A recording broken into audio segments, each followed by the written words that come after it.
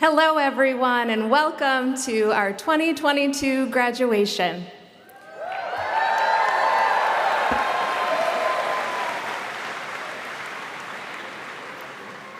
Please join me now in our invocation. Spirit of love and light, we pause with gratitude, recognizing the fullness of this day. This is a day of both joys and sorrows.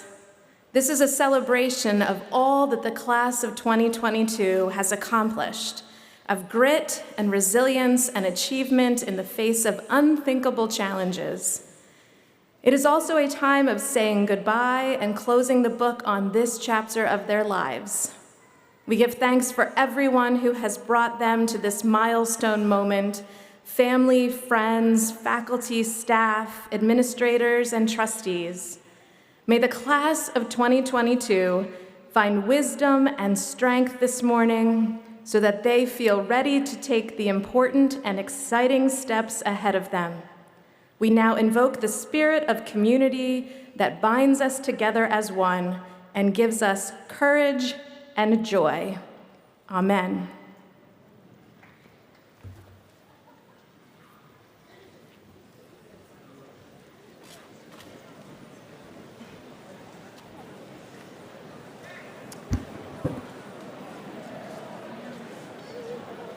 Good morning.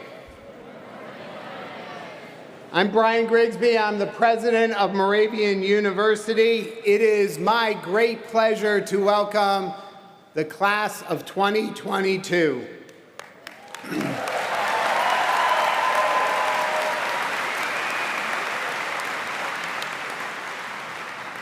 In addition, we welcome the families and friends. We welcome Charlie Decker, members of our Board of Trustees, Chair Brian Oswald, Vice Chair Andy Hart, board members Ray Bishop, CJ Brown, Lynn Chenoweth, Eileen Edwards, Tom Ike, Melissa Johnson, Bill Shaniger, Honey Spencer, and Jeffrey Orden as well.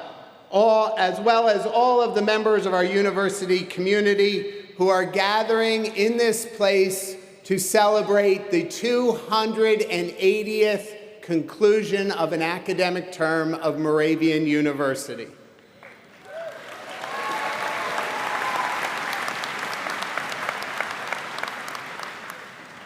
I would at this time like to ask for a round of applause for the hundreds of people that pivoted in the last moment and because of weather had to create this venue and create all the video and simulcast and food service and operation. Can we have a historic round of applause for them?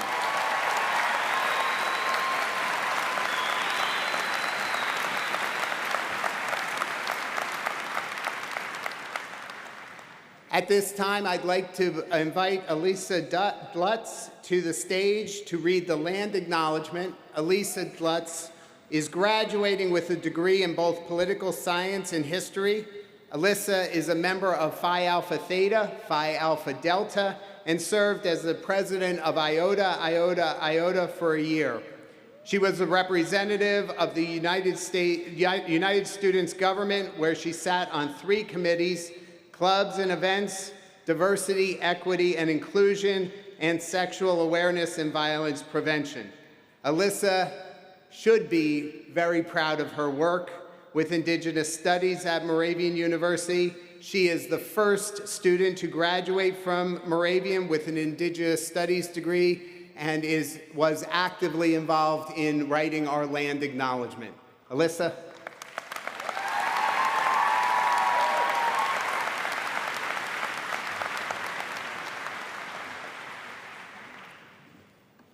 Thank you, President Grigsby, for that introduction, and hi, Mom and Dad, I love you. Moravian University is located in Lenape-Hoken, the traditional homelands of the Lenape that includes the Delaware, New Jersey, Eastern Pennsylvania, and Southern New York.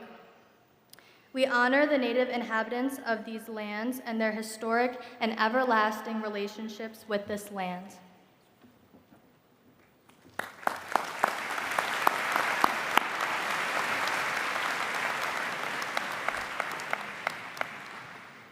So you're not probably supposed to say this, but this is one of my favorite classes. There's a lot of reasons this is one of my favorite classes, and as a president, a class sometimes is more memorable than another. Now, one of the obvious reasons that this class is memorable is that you will forever be on my signature. So yes, at Moravian, I graduated with the class of 1990, but now I'm a proud parent of the class of 2022, so on my signature, until the time I die, your class will also be inscribed with me.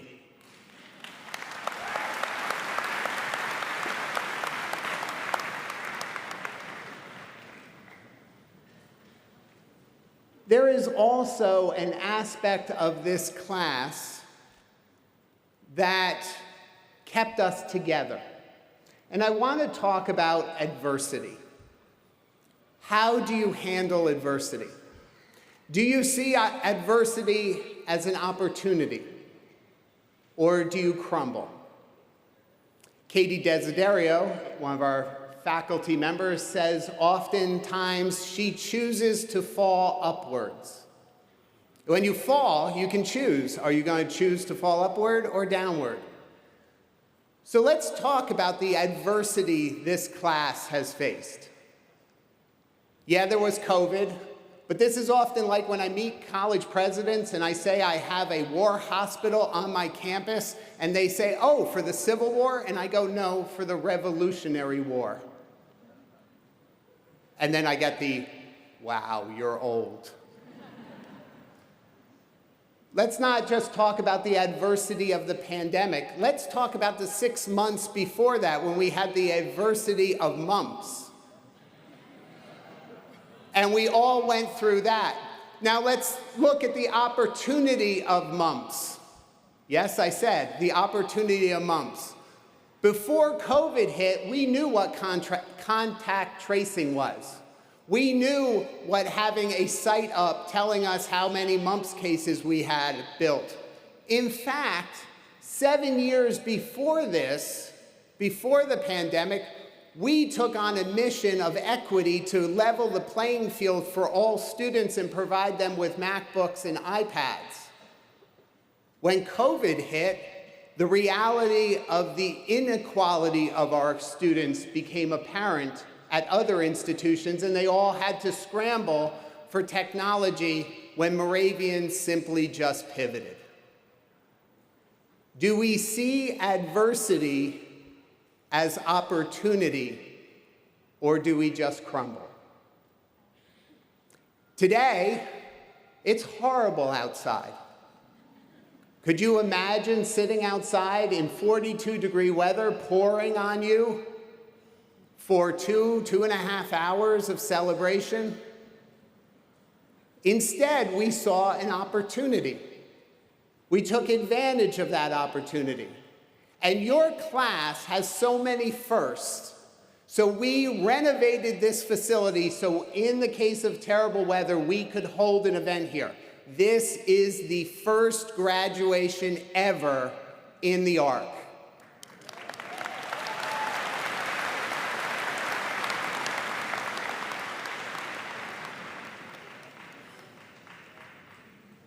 So through all the adversity, you saw opportunities. You joined us, you trusted us, just like today. You could have walked in with a negative heart. You haven't experienced graduation in the Ark. Nobody has. But Moravian students walk in with an open heart. They are present here. Let's see what this is like. Let's tally the ways this is just as good. Are you with your friends? Are you warm, safe, secure? Is your family here? Are they ready to celebrate with you once this guy finally starts stop talking on the stage? All those things are happening because you are willing to see an opportunity in the resilience that is this class. So I am so proud of this class because when you had an opportunity to just cave, when adversity faced you, you returned to college. Think about that. There are many students that said, no, I'm done. I'm out of here. I don't want to go to college. I'll wait till it's better. You are the generation of resilience. And I think as a generation, you are going to go forward and you are going to change the world, because when you face problems, you are going to see opportunities. You are going to choose to fall up. You are the first class of Moravian University.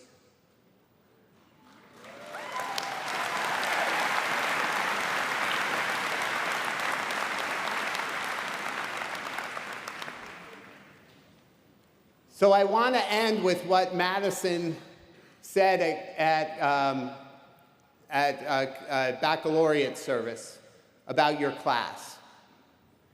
You came in being a little revolutionary, and you're leaving being brilliant. Congratulations.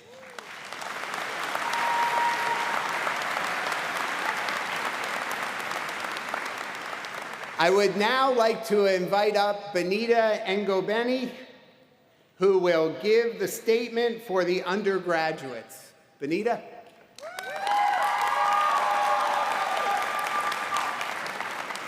After Benita, Melissa Allen will offer the statement for the graduate programs.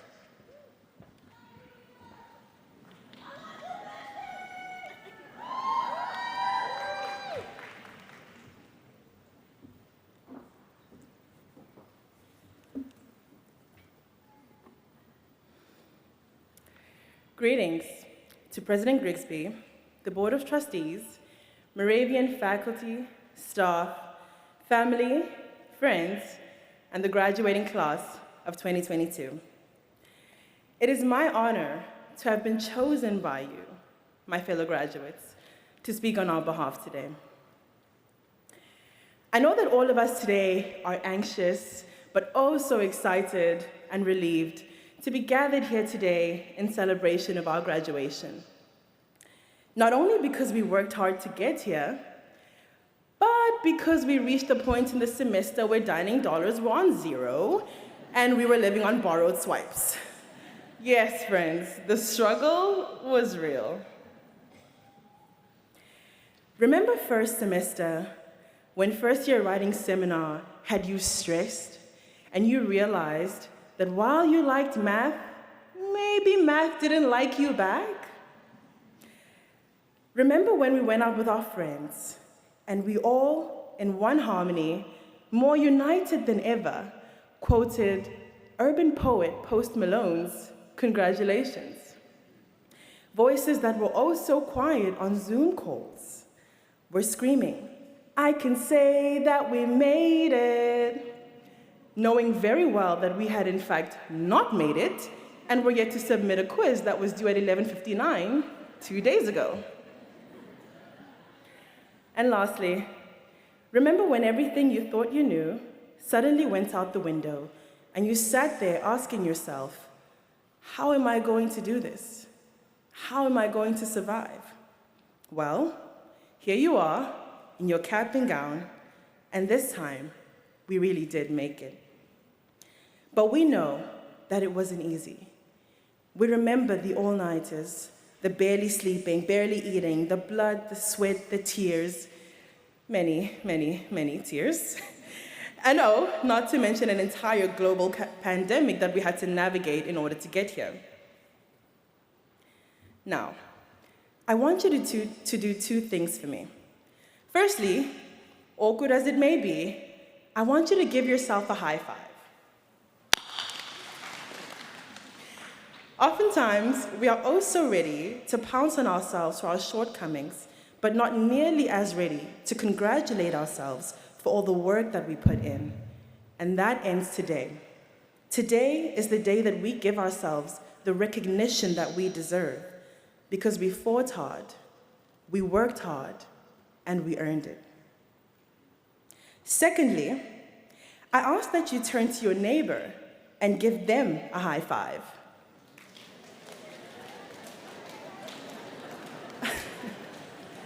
Because no one understands this moment like the graduate sitting right next to you. This is the first and the last time that we will all be gathered here together in love and celebration. We made it, class of 2022. We made it. But let's not forget that we could not have done any of it alone. In South Africa, there's a Zulu term that says, Umuntu ngumuntu ngabantu, which means, I am because we are. My fellow graduates, I am here today because of you. Look around you. You are here today because of those seated beside you, behind you, and in front of you. We're here today because of the hands of family that held us up when we felt we could not stand. We're here today because of the professors who taught in classrooms and over Zoom and comforted us during office hours when we told them that we didn't think we could make it. There were times when we didn't believe in our own selves, and so those around us stood up and believed for us. And for that, we thank you.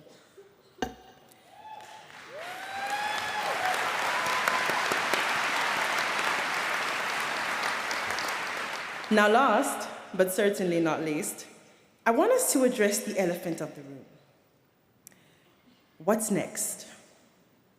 Because once again, as it was in freshman year, you're seated here today, and everything you thought you knew suddenly went out the window. And you're asking yourself, how on earth am I going to do this? How am I going to survive? And I have one answer to that. Veni, Vidi, Vici. We came, we saw, we conquered. And guess what? We're gonna go out there and we're gonna conquer again.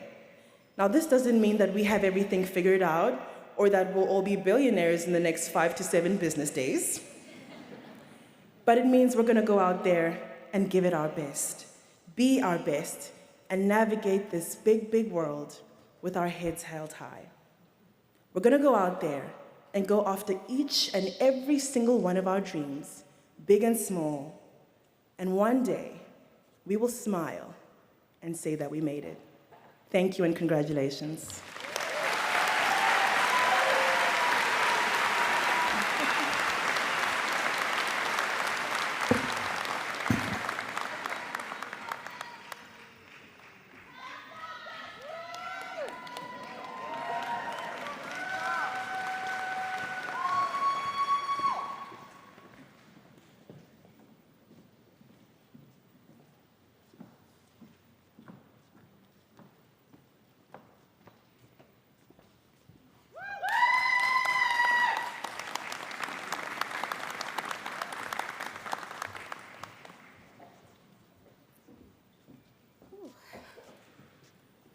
What an honor to be here today.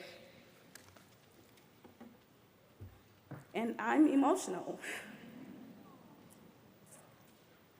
You got this, Alyssa.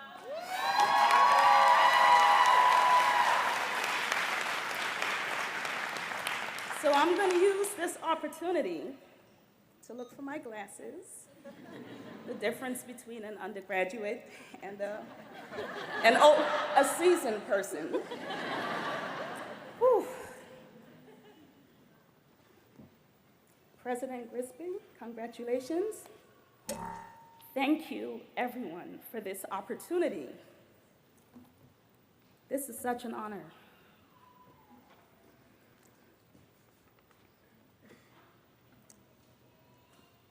To the esteemed panel, faculty, fellow graduates, and all of the family members that are here today, thank you for allowing me to impart and share my views with you. Full disclosure, it took me 20 years to return to college to get my master's.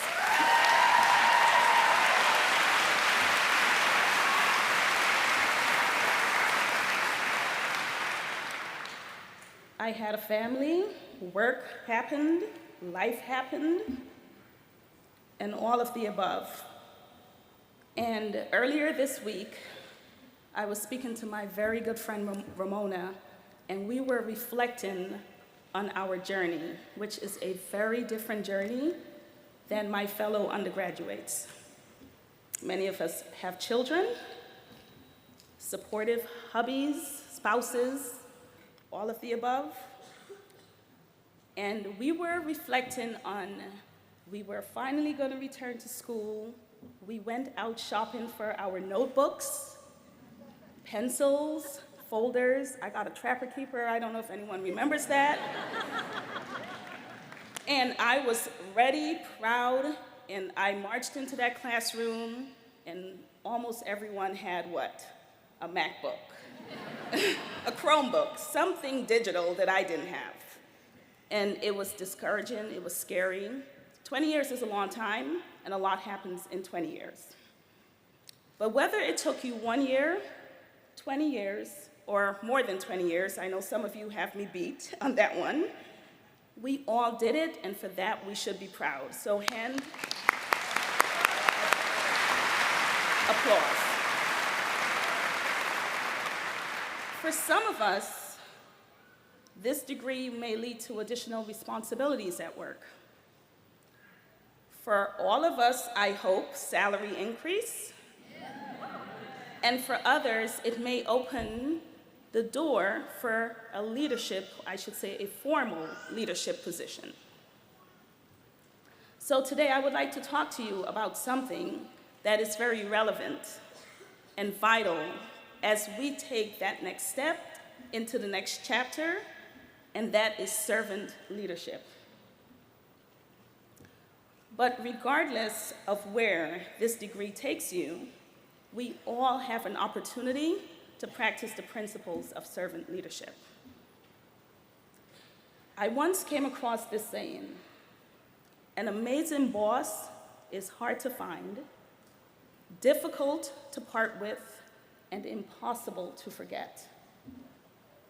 I think this sums up what a servant leader is. When I think of a servant leader, I think of someone who is self-aware, someone that does not micromanage, and someone who is empathetic yet firm. As a result, they tend to lead a very productive, empowered, and dynamic team. I would like to take a few minutes to talk to you about the two people in my life that exemplified servant leadership and the characteristics they modeled. The first one is a corporate VP at my current place of employment, and she practices something that is almost hard to find in this day and age, and that's active listening. Not only does she listen intently, but she is neutral in her response and very much non-judgmental. She makes everyone on her team feel valued, appreciated, and thus empowered. She wears servant leadership very well. The second one is my dad, Charles Andrew Curtin, also known as Sir Charles. As life would have it, he passed away last November. Everyone knows the golden rule, at least I hope you've heard it before. Treat people like you want to be treated. But recently, about 6 months ago, I heard a unique spin on the golden rule, and it says, treat people how they want to be treated. And I understand this is debatable and up for a discussion, I get that, but it resonates with me because that's what my father did. He treated everyone with dignity and respect. Personally, professionally, everyone was treated the same. As a result, I believe this basic human understanding is what made him a successful businessman, mentor, family man, and you guessed it, servant leader. So the question is, how do you know when you're in the presence of a servant leader? When you have a servant leader in your life, you will know it. You feel good when you're around them, but more importantly, you feel valued and empowered. You feel, at first it's kind of jarring, but eventually you start to feel you can do anything. That's because they are impactful without being boastful. I would like to compare it to an old gospel song, and it states, "They will know we are Christians by our love." Some of you may know it. In other words, you do not have to tell people, "I'm a Christian." They will know it by the way you model love towards others.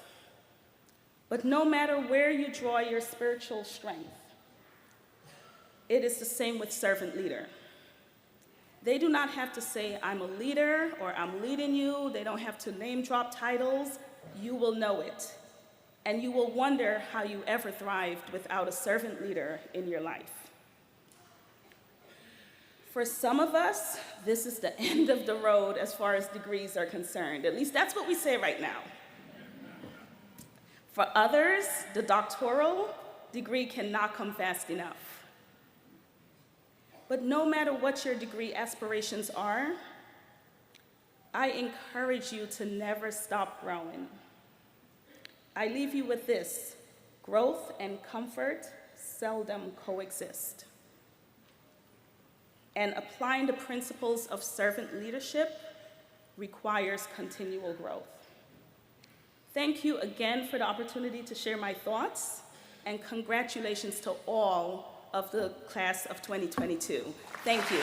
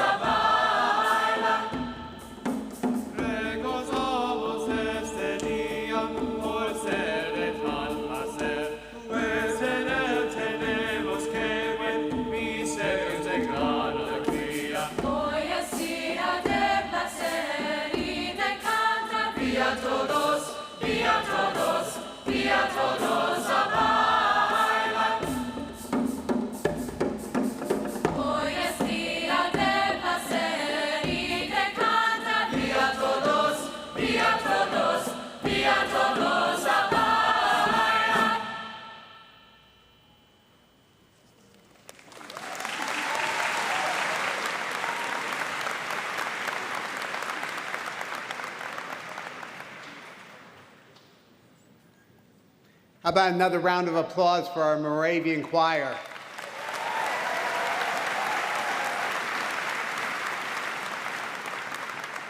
That was just a small taste of what happens at Vespers. So as alums, you're more than welcome to come back and partake of Vespers when the Christmas season comes around.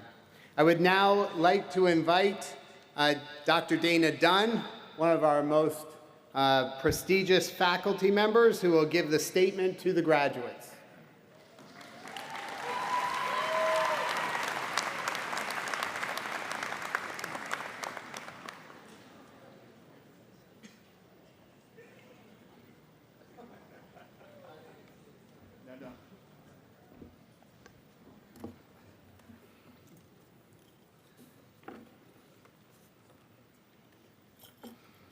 Good morning. President Grigsby, Provost Casso, members of the University Board of Trustees, university colleagues and friends, parents and families and other guests, and of course, those especially being honored today, the members of the graduating class of 2022. I'm delighted to have been chosen to represent the Moravian University faculty during this commencement ceremony. I've been at Moravian for 35 years, so this is an unexpected pleasure. What took you so long? And now, here I am, here we are, together. However, our time together is short. Now, I don't mean that in an existential way. I mean that I've been asked to speak today for only a very few minutes. Lucky you. But come to think of it, our time together in the larger scheme of things is short. Or it certainly feels short. Despite COVID-19, I suspect your 4 years here at Moravian probably seemed like they flew by. And now, here it is, your graduation day. That day of promise that you signed on for way back when, and now you are, gently but firmly, being tossed out of Eden, though with a very nice ceremony to mark your exit. Still, I like days like this one because there's a certain mystery about them. Here we are, all together, you, your family, your friends, your fellow classmates, some of whom will likely remain your close friends for life. The faculty and administration is here, me, though I'm the least of your day, and of course, Mo and Benny, who are here somewhere, I'm sure. The mystery is that you, me, we, will never all be together like this ever again. This is it. This one moment, or if you prefer, experience, never ever to be repeated again in our individual or collective lifetimes. Now, I hate to tell you, that is a little existential. The Japanese have a phrase for this particular situation, ichigo iche. The phrase, really a lovely concept, can be traced back to the 16th century and is possibly linked to the well-known Japanese tea ceremony. It is often translated into English as once a meeting or as in this moment an opportunity. In essence, each meeting, especially a magical, poignant, emotion-filled meeting like graduation, should be cherished as a unique treasure, one that will never, ever occur in the same way again. Our meeting today is once in a lifetime. Now, you knew this intuitively before I pointed it out, yet you also know how easy it is to forget that our every encounter with another or with others is unique. You, me, we become wrapped up in our everyday concerns, worries, and obligations. But recognizing that gatherings like this one are inherently special is to realize that we don't know how long we get to enjoy our time here at the fair that is life. Our time together is short, and we don't know exactly when it will be our time to leave. Pulling together these brief remarks naturally made me think of my own my own university graduation. I remember that it was hot. We were under a huge tent, like a circus tent, if you can imagine. And I wasn't sitting with any of my close friends. I remember that I passed my parents but could not speak to them because the line of graduates had to move forward. My family and I had a lovely lunch afterwards, and then I started creating my new life, just as you will later today, or tomorrow, or perhaps the next day. I do worry I did not tell my family how grateful I was for my college experience. And I am not altogether sure that I told my friends how wonderful and magical our 4 years had been together. Our time together was short. So, I encourage you to express your gratitude and love to those who matter on this day, at this moment, never to be repeated. Our time together has been short. Thank you for allowing me to share it with you. The honor has been mine.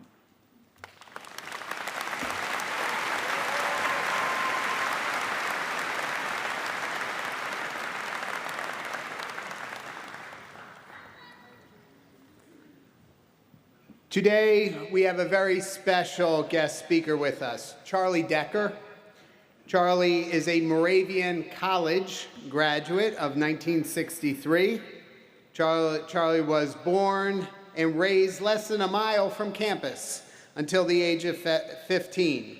He graduated from Allentown High School. Both his mother and father attended Moravian, and Mr. Decker received his Bachelor of Science in Economics and Business Administration from Moravian before going on to earn an MBA at the Wharton School at the University of Pennsylvania, that other early founded college in Pennsylvania. Mr. Decker has certainly lived up to the Moravian University's mission, which states that Moravian University's liberal arts education prepares each individual for a reflective life, fulfilling careers, and transformative leadership in a world of change. He was an extremely successful advertiser, becoming a vice president before the age of 30. His career included contracts with Quaker Oats, Gatorade, Campbell's Soup, and Procter & Gamble, to name just a few. Later, he founded Decker Real Estate and Decker Associates, an advertising and marketing consulting firm. But I have to think his greatest accomplishments came in 2005, when Mr. Decker founded the Charles Decker Foundation to care for impoverished children in the Dominican Republic. He chose to give back. The foundation's primary focus is helping 4 orphanages with Charles Decker's financial support and his assistance from dedicated volunteers. He puts the foundation's credo, all kids need a little help, a little hope, and someone who believes in them, into action by touching over 700 children's lives each year. He is truly a remarkable individual. We are proud to call him a Greyhound and a Moravian alumnus. Can I please ask the Chair of the Board of Trustees, Brian Oswald, and Mr. Decker to join me for the presentation of the honorary degree of Humane Letters.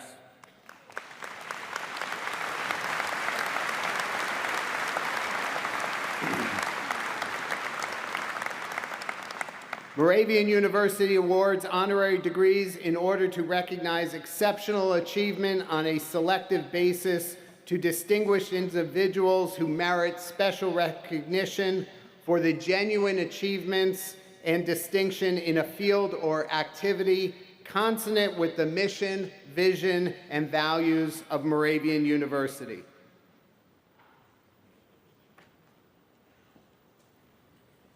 President Grigsby, it is our privilege to present to you for special recognition Mr. Charles E. Decker, former advertising and marketing executive and founder of the Charles E. Decker Foundation, for an honorary degree from Moravian University.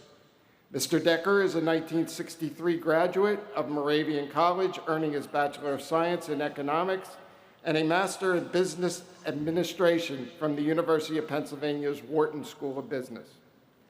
Mr. Decker has had an exemplary career, holding positions with advertising firms in New York, Chicago, and Los Angeles. He developed campaigns for familiar corporate names such as Quaker Oats, Fisher-Price, Crest Toothpaste, Pampers, Gatorade, and Warner Brothers Motion Pictures. He is best known for the Milk Mustache campaign and the Mikey, He Likes It Life cereal television commercial.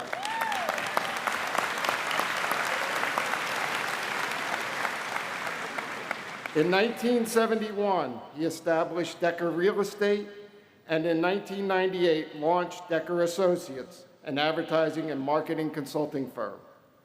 In 2004, after years of traveling to the Dominican Republic and Haiti, Charles Decker focused his attention on the less fortunate, indigent, abandoned children in the Dominican Republic by working with 4 orphanages. He founded the Decker Foundation, which helps 3 orphanages, a school, and a children's community center.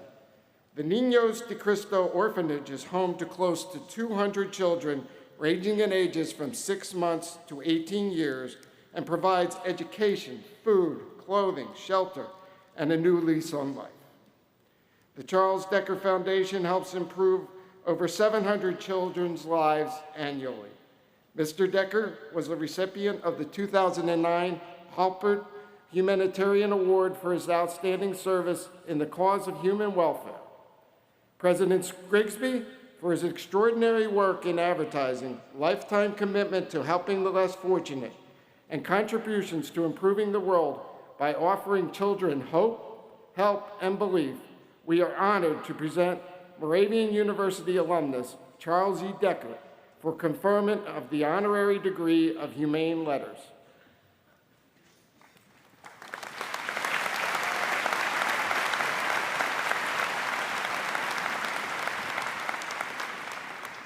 Charles Decker, for your exceptional contributions to the world of marketing and advertising, and for your dedication, and for dedicating your life to education and humanity, by the authority granted by the Commonwealth of Pennsylvania, and with the authorization of the Board of Trustees, I confer upon you the honorary degree, Doctor of Humane Letters. In witness whereof, I present you with these diplomas and direct you to be invested with the insignia appropriate to this degree.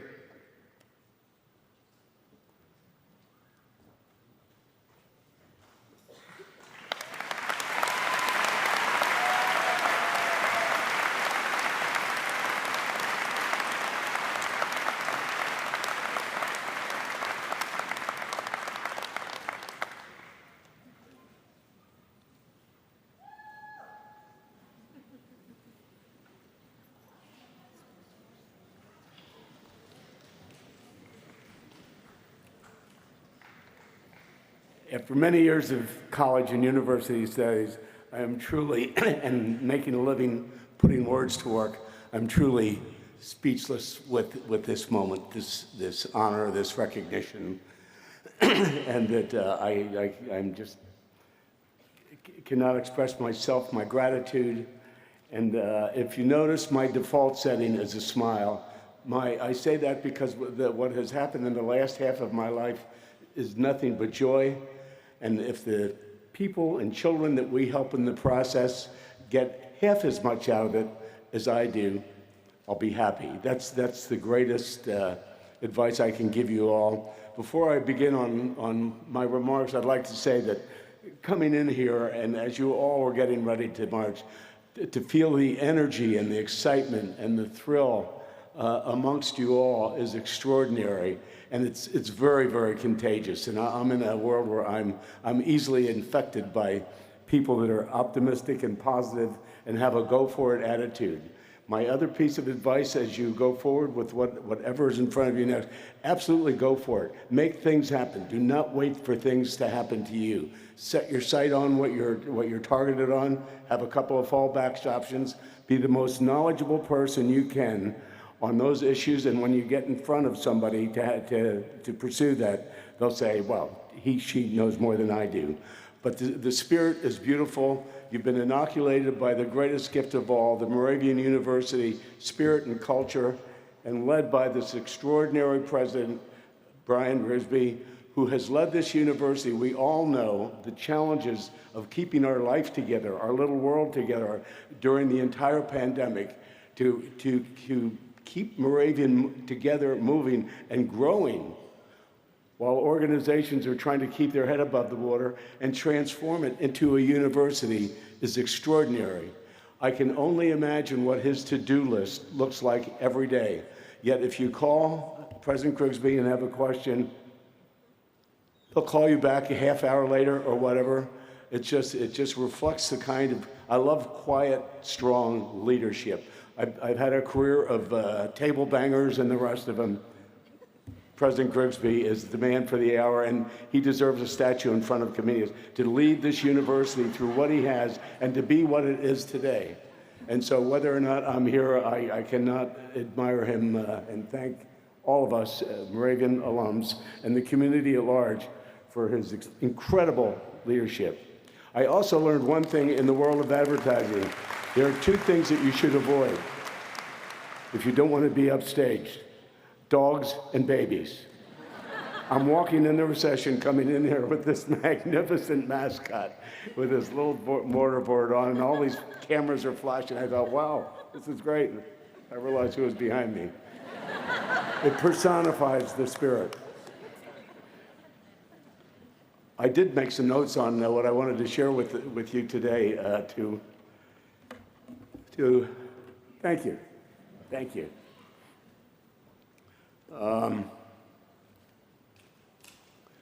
The invitation to speak actually came a year ago in advance of the 2021 commencement. So I've had a year and a half to prepare and think about this. One thing I've not had much time or inclination to do is reflect over the last 20 years. I've just been so busy and didn't have the time to step back and say what and why and whatever. So when somebody says, you know, we'd like you to speak to the commencement, you want to give somebody some sleepless nights, just do that. And then to have it extended for a year. And it's been a wonderful process for me to reflect on all of this, reaching out, reconnecting with a lot of folks from Moravian. I even got an email from my brother in Australia this morning. He said, Charlie, I was in the class of '67, you know, so that we have more Moravian juice in my family than possible. And hopefully so much of this reflects it. But to keep my feet on the ground about this, I would remind myself of Churchill's comment.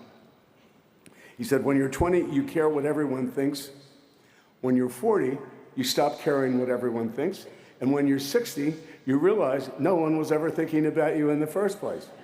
So I suggest that you keep that in mind as we go forward. But on top of that, if somebody gives you a blank sheet of paper, no assigned topic, dons you in a prestigious cap and gown, a symbol of achievement, a microphone, a seat on a platform of very distinguished and highly accomplished individuals, and a venue full of newly graduated students, some without a job, a mountain of student debt, and on the edge of their chairs saying, how long will this be? I'm ready to party. That's pressure. This invitation for me prompted a lot of reflection, as I say, and that since then I've been having a lot of one-on-one brainstorming sessions about why, motivation, peeling off stickies, often in the middle of the night. As my awesome wife will attest, there's no space left on the refrigerator. I've gone through more stickies than a bookie in South Bethlehem on Kentucky Derby Day. I don't know if there are still bookies in South Bethlehem, but there were when I was growing up. The bookie joint that comes to mind is probably now a Fern Bar, but I'm not giving any names because the mayor of Bethlehem may be here. And let me explain my path, beginning with pre-Moravian, what happened to me at Moravian commencement 18 years ago, and since then. 18 years ago, 2004, at the Moravian commencement, I was sitting with my Aunt Emily Wallace, wife of Dr. Ned Wallace, my uncle. Ned was being honored by Moravian commencement with an honorary degree in recognition of a lifetime of devotion of medical care to the poor in the developing world, beginning as a Moravian missionary in Nicaragua. I was so inspired by Ned's remarks at that 2004 commencement, excuse me, 18 years, that I decided then and there I would put into motion my thoughts about starting a new chapter in my life to start a foundation to help children in need. I had been investigating the idea, thinking about it, but I never hit the go button. That day, someday became now. As such, that commencement was the first day of the rest of my life. I know that sounds like a late night cable TV investment scam, but it really, for me, that started a whole new chapter in my life. A little more background. Ned was a wonderful uncle to 3 Decker boys and our sister Jody. We lived in West Bethlehem. Ned had 4 sisters, so he enjoyed taking the Decker boys under his wing as we lived nearby. He taught us sports. He was a counselor to our church choir camp. He showed me how to build model airplanes, ham radios, woodworking, learned to wrestle at Lehigh. His quiet manner was very powerful. After graduating from Lehigh, Ned went to medical school at the University of Pennsylvania. After medical school, he married Emily Butner, who was a phys ed instructor at Moravian. And after 2 years as an intern and resident at St. Luke's, Ned was called by the Moravian World Mission to serve in a 35-bed in Puerto Cabezas, Nicaragua. He was the only doctor in a town of 35,000, and he was new out of the box as a doctor. He said, I get anything from somebody who just got crushed under a freight pallet to delivering 3 new babies and just overwhelmed by the experience. But Ned's relatives in Bethlehem, especially the Deckers, started collecting medical supplies and clothing to send to Ned and Emily in Nicaragua, mainly in barrels. We were excited to be helping Uncle Ned and Emily at their hospital. It was a family endeavor. Back to my path. After 2 years of college, I took a break and did construction work, mainly for my dad. After inhaling a lot of asbestos while installing insulation in cement mills in Nazareth, I decided this concludes this phase of my career. I wanted to get back on track with my college education, so I started summer school at Moravian and eventually became a full-time student, but I was a townie.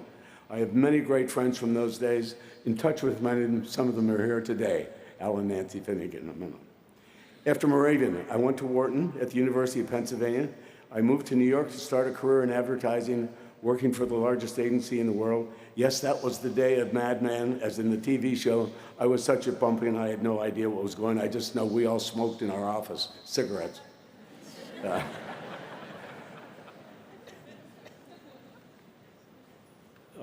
Not weed, such a wussy term. Call it a joint, cannabis. Sounds like an alternative to kale. I do not indulge, but I cannot imagine, let's go outside and have a cannabis. I mean, would Humphrey Bogart, call it what it is. I was a vice president before the age of 30. I managed accounts like Pepsi, Chrysler, GE. I worked with a lot of fun, bright people, and that was the greatest joy of all. None of us thought we were curing cancer, but we were doing something, but then in turn, many devoted, helping me with my foundation to do something that was important with their skills. But it was an exciting time. While in New York, I followed Ned's life as best I could from a distance, family letters, and he would occasionally visit New York, travel by bus, the ultimate humble physician if there ever one. He was always interested in what I was working on. I didn't feel like saying, wow, we just got a great new campaign for Ivory Snow or Pepsi. But he did get a kick out of the Got Milk campaign and the Milk Mustache, and those had some important health benefits. I admired and envied Ned what he was doing and thought, and for a nanosecond, I was thinking maybe someday I'll go to medical school and follow in Ned's footsteps as a missionary doctor. One day I mentioned to Ned, his response was, wrap up your corporate career earlier and devote the next chapter of your life to helping and volunteering. You don't have to be a doctor to help. That became my motto. I know it's cliche, but I wanted to give back. I've been extremely fortunate in my life in every way. I knew I was blessed, and by this time I was a bona fide New Yorker, intimidated by nothing. Can't get more intimidated, more confident than a Pennsylvania Dutchman in New York going one-on-one with every situation that you're in. I dropped the curtain on my corporate career around the year 2000, visited Ned and Emily in Swaziland, which is beside South Africa. Swazi had a very high level, probably the highest level of AIDS in the world, and so there were many orphaned children as a result. So I tagged along with Ned every day for 3 or 4 weeks, and quickly could see you don't have to be a doctor to help. So after I bagged my suit and tie, I had the freedom and flexibility to travel the Caribbean in search of where I could drop my anchor and start my foundation. I explored, spent a lot of time in Haiti, a lot of time in Cuba, Mexico, Puerto Rico, and the Dominican Republic. So at the Moravian commencement on 2004, after listening to Ned speak when he was honored, I decided, enough, I've got to put this into action. So because of Moravian, someday became now. I decided on the Dominican Republic because where I'd start my efforts. In my many visits and travels to the DR, I could see large numbers of indigent children. I found an orphanage about an hour from Santo Domingo, Orfanato de Niños de Cristo. I met the founder, Sonia Hain, a Dominican woman who, it turns out, we discovered had been living in Bethlehem. I said, "We're in Bethlehem, Sonia, I'm from Bethlehem." She said, "On Seneca Street." I said, "I know exactly where it is, right off of Minot Hill." And it was, talk about a small world. And I introduced, I said, "I'd like to try to help with the needs for the orphanage." Behind her were 60 or 70 young children playing and laughing. People have an image from Charles Dickens' novels like Oliver Twist that an orphanage is a dark and dingy place with children hovering in corners. They obviously never saw Dominican children. Laughing, playing, dancing, singing. What an experience. I was swept away. The children owned me. On that first visit, a 12-year-old girl gave me a tour of the orphanage, introducing me to the children. By the way, that girl is now married, on the staff of Niños de Cristo and the director of the Charles Decker Foundation, and an accomplished artist whose works are selling for as much as $1,000. Sonia accepted my offer to help. I immediately created my foundation, named it Friends of Niños de Cristo, and started reaching out mainly via emails to friends and family and others who I thought might be interested, including Dominican baseball players, celebrities, wealthy individuals. Not much luck among that group, but I was tenacious. I was like a used car salesman that was behind his quota. I would stop anybody I could see. I couldn't believe how anybody that had any money could not want to help. And every dollar that someone gives to us goes right to the end. We take no salaries. We now have volunteers and donors in the Dominican Republic, the United States, South Korea, Canada, Germany, France, the Ukraine, Haiti, and Cuba. It's extraordinary. The way people respond, that's the beauty of the compassionate people that you experience when you're doing something like that. Never did I once have somebody say, "Charlie, that's great what you're doing, but why aren't you doing it in the United States? Or why aren't you sending more to the Ukraine?" Or they just, if it's important to you, it's important to us. One of the many, many learning experiences. Eventually, we were operating 5 orphanages across the DR, so I changed the name of the foundation to the Charles Decker Foundation. We're now in our 18th year. Anybody who knows me knows it's become the centerpiece of my life, even though I have other businesses. COVID hit the DR like everywhere else, so we had to greatly cut back on our programs to protect the children and the staff in the 2 orphanages. We're now slowly restoring all of our programs. Ned and Emily retired to the U.S., moving to an apartment in the Moravian South Campus. There were, I'm not sure if there still are today, but there were apartments there that were set aside for people who really had done special work, and it was a proper place and extraordinary. There are little space and essence in that. And guess who lived next door to them? Ned's older sister, my Aunt Betty, who at age 60, when her husband died, a minister at the little church in Maxitawny. When you go up to Kutztown, you see the steeple. He was a minister there. He passed it very early. She picked up, she had a master's degree in organic chemistry in the 1930s from University of Michigan. She picked up and became a missionary in Guyana. So, I mean, just it's that spirit just permeates coming out of the Moravian culture, the Moravian tradition, and fortunately, my family DNA is part of that as well. Ned and Emily returned to the U.S. I invited Ned to join. By then, Ned had retired. I invited him to join me as a co-founder of the Charles Decker Foundation. My ultimate offer to reward him, thank him for what he did to me, and to put him into the co-founder of this foundation. He was like a rookie being called up for his first assignment with the Yankees. I mean, he was just so unbelievably full of excitement to be joining with us again, working out of this wonderful little garret over on South Campus. There's a lot of magic over there. Ned passed away in 2017, and the launch of the Donner Foundation would not have evolved as it has were it not for Moravian, not only for honoring Ned in 2004, but my resolution to myself, let's do it, but also for the full and strong support of President Grigsby throughout. When President Grigsby says, call a hound and they all come, he isn't exaggerating. What he didn't say, he's leading the pack. While the world is collapsing, President, boom. And for me, the recognition today is like pouring jet fuel on our and my ambitions and determination. And that this is on hallowed ground for me. Whereas a little 9-year-old boy, I used to pedal around up here from over 5th Avenue and Broad, coming up the hill from the Monocacy Creek, as we called it, past the paint mill, which was like a tomb to pollution. And so the memories in this immediate area are so dear. So that I just want to close by saying that I hope you find some aspect from my path and story to spark an idea for you. For those of you whose plans are uncertain about what you're doing next, I suggest that you investigate a 1 or 2 year program of service in organizations like AmeriCares, the Peace Corps, Teach America. I volunteered with Big Brothers for a while. I was working with the Episcopal Church, outreach in Haiti and the DR. I was involved with the LA public school system. We were trying to wire internet into schools in very poor areas. But that type of service is great experience, extraordinary experience.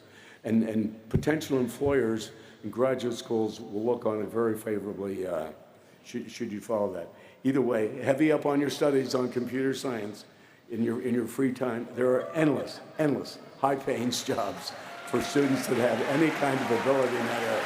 You don't have to be at the top of the game to get it. I mean, the most incredible technology successes are so PayPal is just like an electronic check. What's the big deal about that? Facebook is like taking the Moravian, annual book and putting it online, and they explode from that. It's not like you're creating a new form of something. So just take an idea and go with it, and you'll be amazed.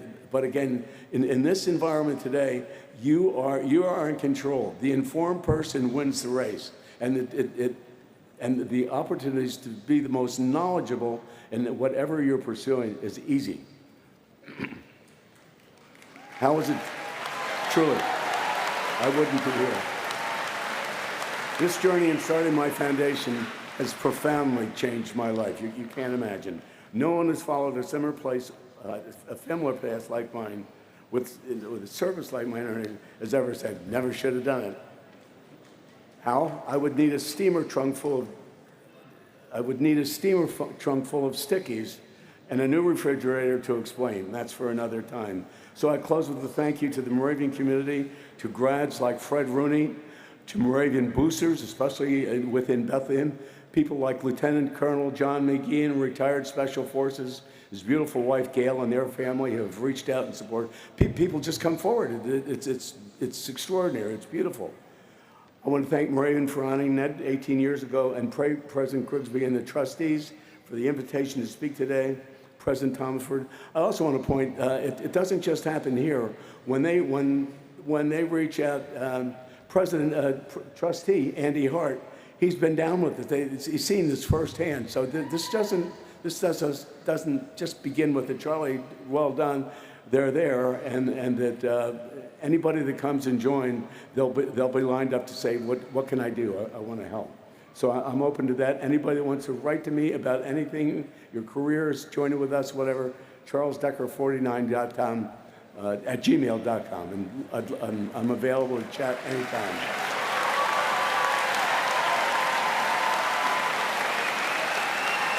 The articles in Moravian magazine have been extraordinary. They're read, they're carefully, accurately written, and so many people have come to us because of this. Just one final story of this. Fred Rooney, a distinguished Moravian alum who you must know, or you should know if you don't, was with me from the earliest days.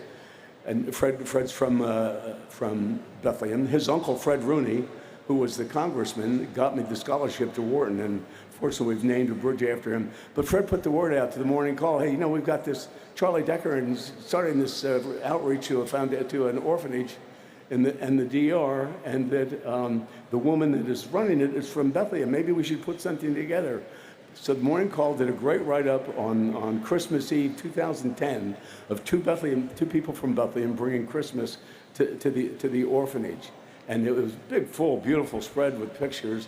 And I said, please make sure you get my email so I can hear from anybody this. The response to that was extraordinary. And I just knew the compassion that people had about where we wanted to be part of it.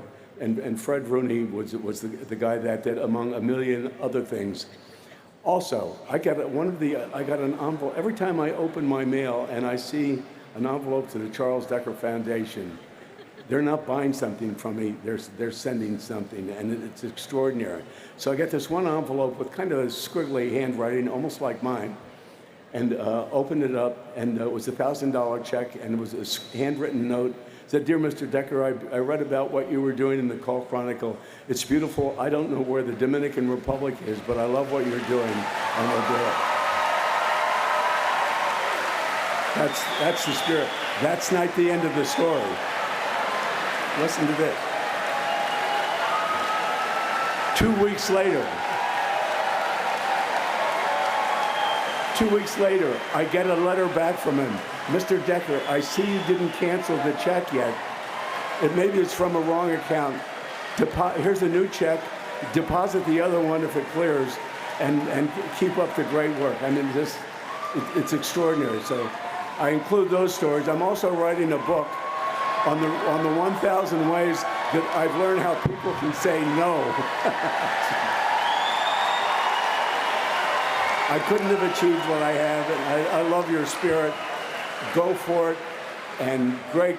The world is waiting for your bursts of energy, your enthusiasm, your positivity. Don't back up for anybody. Go for it, and give them the blast of that TikTok generation spunk. Go for it.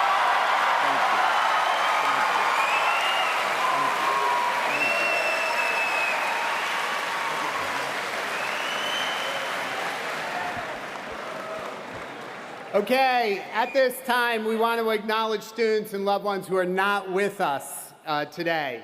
There are several seniors, athletes who are competing in landmark competitions right now, and we wish our hounds the best of luck. We want you all to know that we will be celebrating their graduation on Monday, May 9th, to recognize all their academic achievements, because we never leave a hound behind. So we will celebrate them at that time.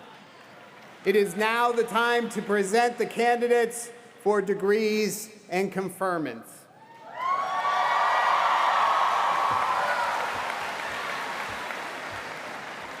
You got it. Good morning. It is still morning.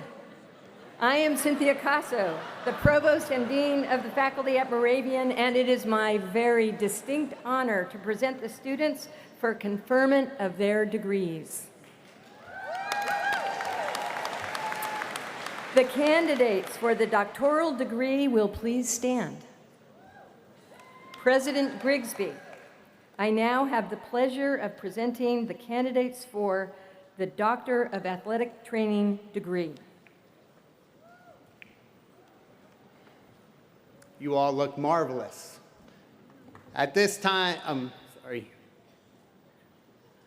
to the class of 2022, by the authority of the Commonwealth of Pennsylvania, upon the nomination of the faculty and by authorization of the Board of Trustees, I confer upon you the degree Doctor of Athletic Training, in accordance with your fulfillment of the appropriate requirements, and I admit you to all the rights, honors, and privileges thereof. Congratulations.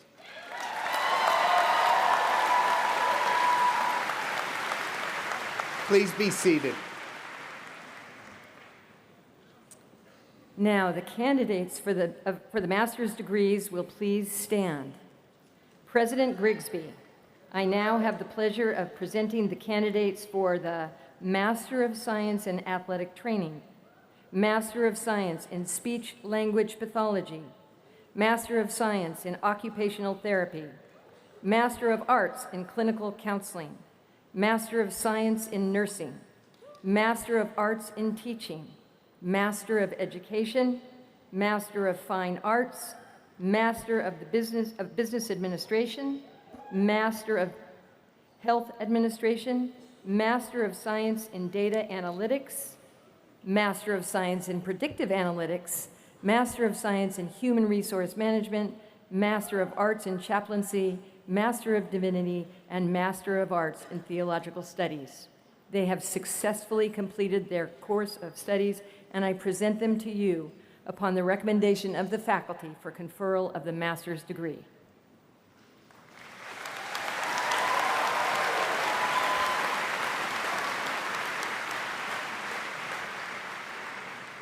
To the class of 2022, by the authority of the Commonwealth of Pennsylvania, upon nomination of the faculty and by the authorization of the Board of Trustees, I confer upon you the degrees: Master of Science in Athletic Training, Master of Science in Speech Language Pathology, Master of Science in Occupational Therapy, Master of Arts in Clinical Counseling, Master of Science in Nursing, Master of Arts in Teaching, Master of Education, Master of Fine Art, Master of Business Administration, Master of Health Administration, Master of Science in Data Analytics, Master of Science in Predictive Analytics, Master of Science in Human Resource Management, Master of Arts in Chaplaincy, Master of Divinity, and Master of Arts in Theological Studies.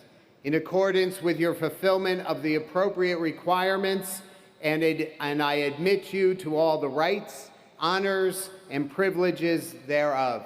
Congratulations. Please be seated. The candidates for the bachelor's degree will please stand.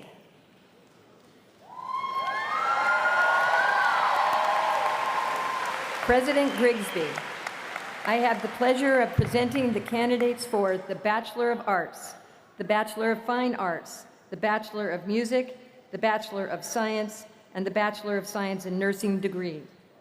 They have successfully completed their course of studies, and I present them to you upon recommendation of the faculty for conferral of the bachelor's degree.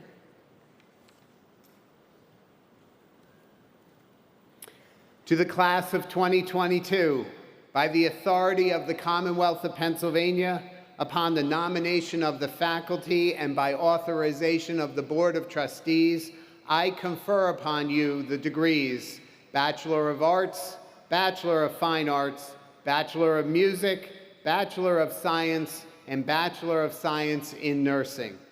In accordance with the fulfillment of the appropriate requirements, I admit you to all the rights, honors, and privileges thereof. Congratulations, class of 2022.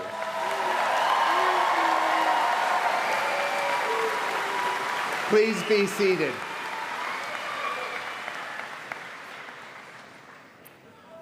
And so now we will begin the presentation of the graduates. Faculty marshals, please begin the procession of students for crossing the stage, and we ask that all guests remain in their seats at this time. Thank you.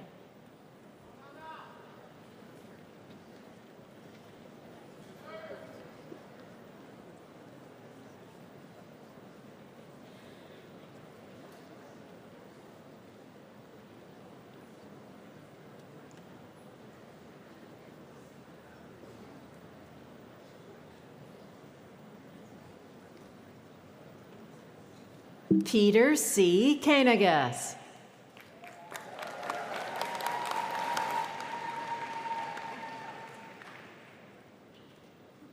Ty Barkley Bigelow.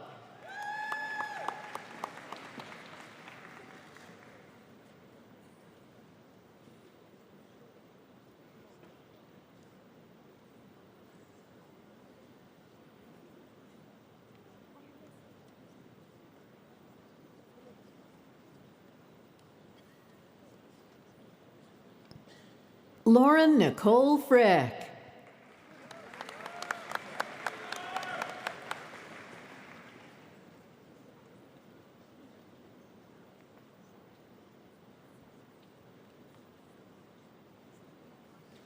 Jillian Marie Seaman.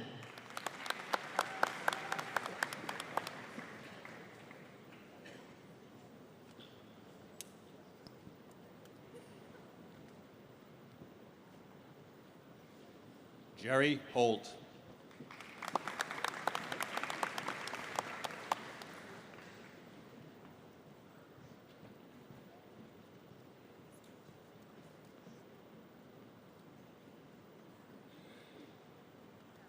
Nadia Ashley Kahn.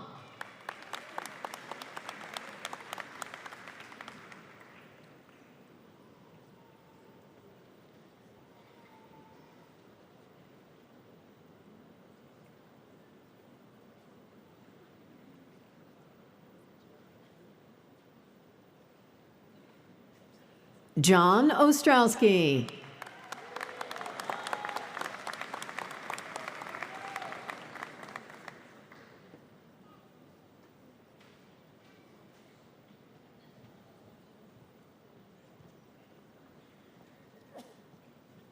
Kiana Smith.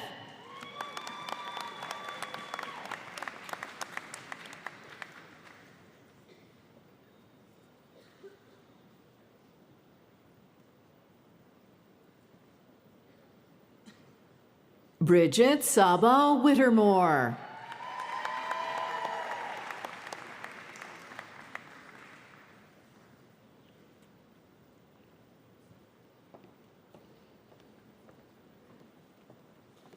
Zachary T. Sweatman.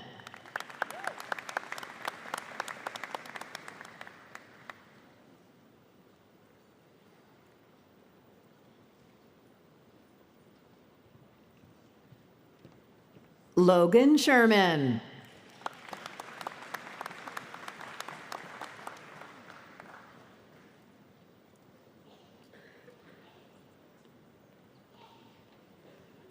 Daniel Post.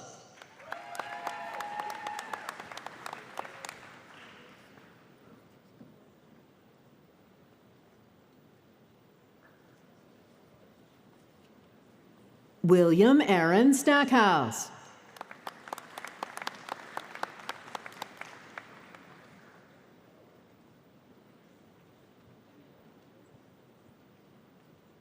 Gregory Jandal.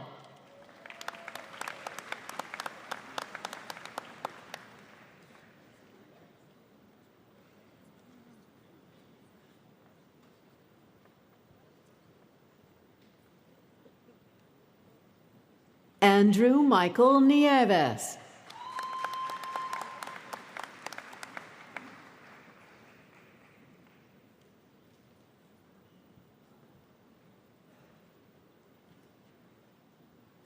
Emily Marie Doctorman.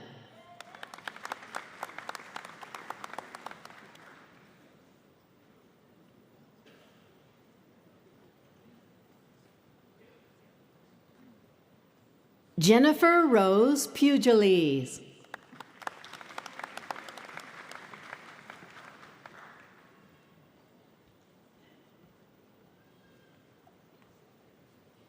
Alexa Beaumont.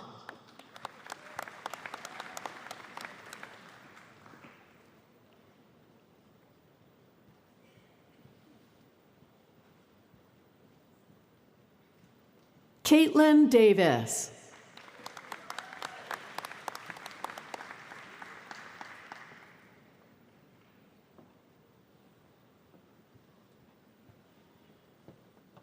Alexandra Reppert.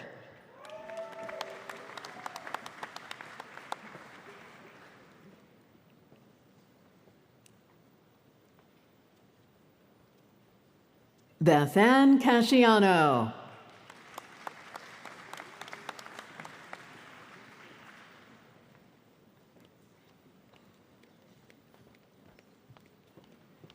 Angelica Marone.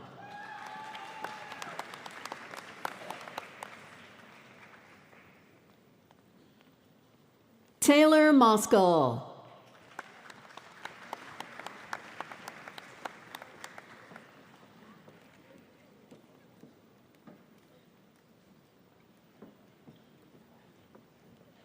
Cassidy Price.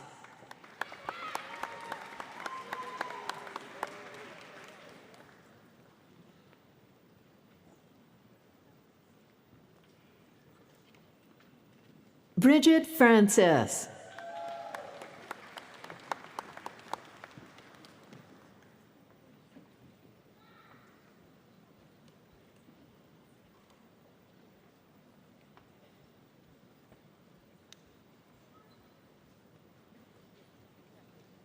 Kaylee Carmella.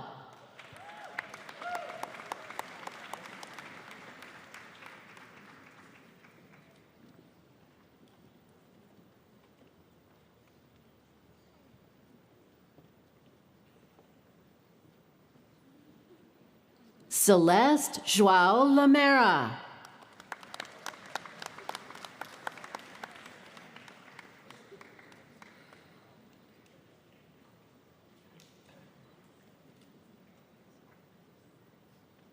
Maggie Dew.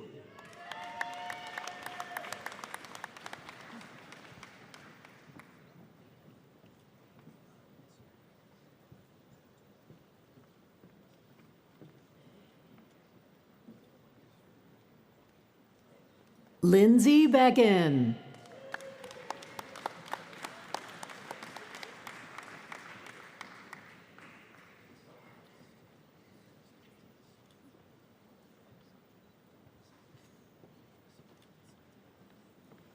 Gianna Priolo.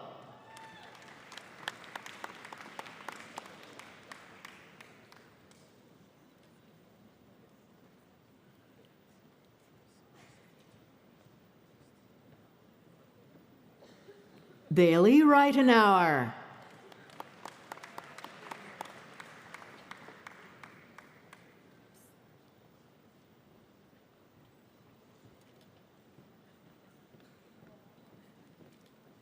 Alexandra Logan.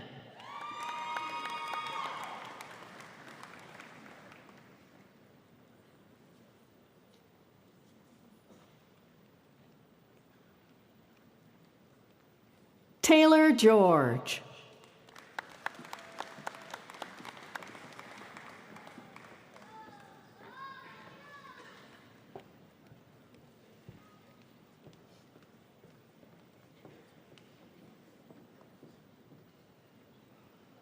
Sabrina Besser.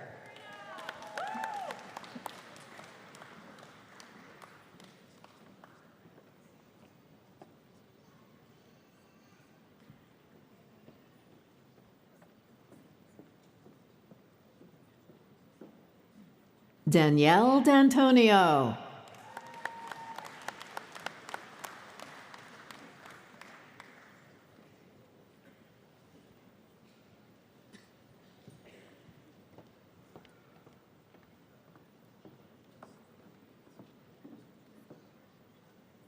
Shelby Hawk.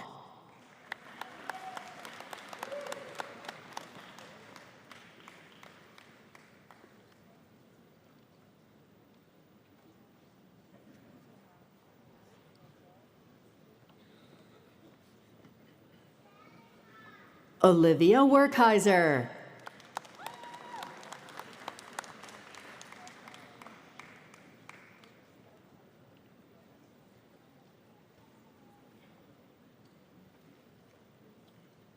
Grace Emily Crawford.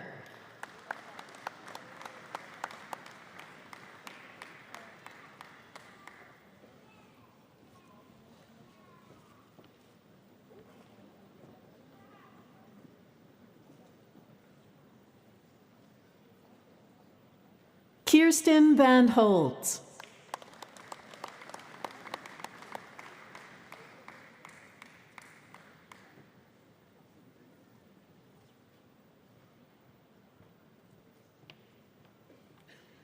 Bailey Ann Cruson.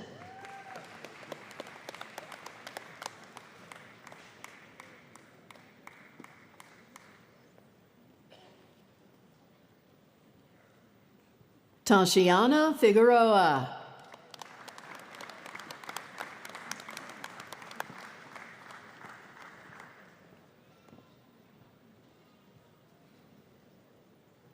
Haripriya Sivaraman.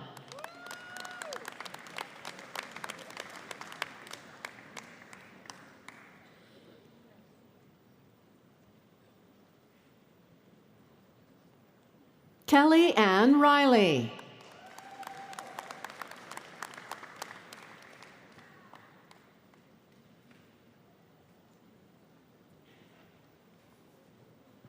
Jillian Walsh.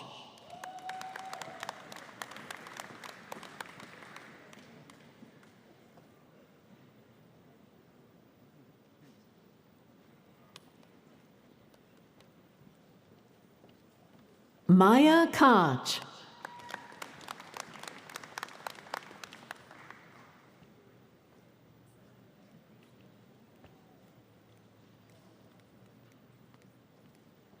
Logan Swain.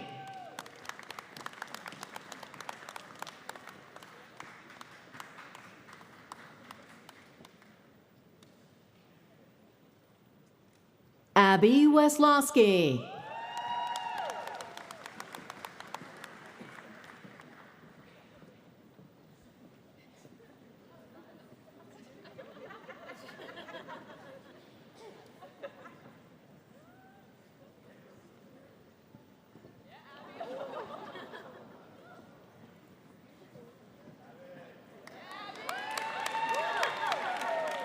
Kaylin Nicole Marth.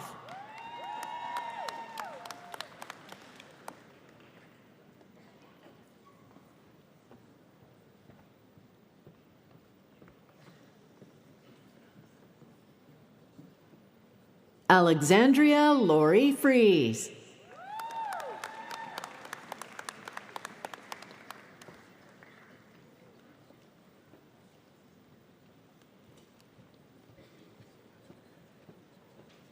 Emily Zuter.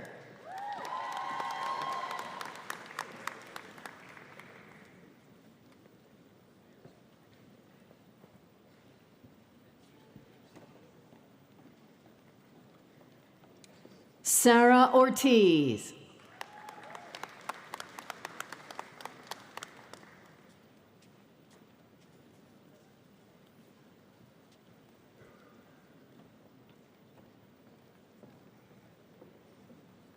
Nikita Sanjay Gandhi.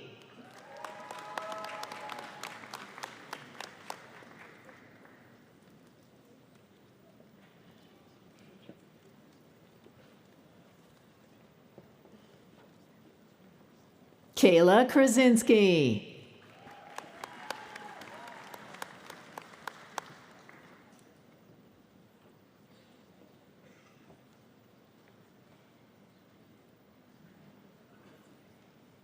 Lauren Mutak.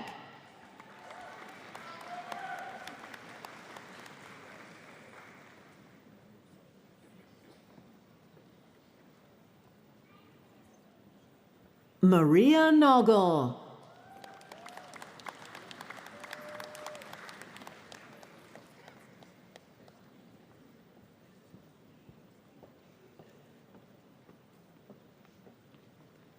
Molly Katokovich.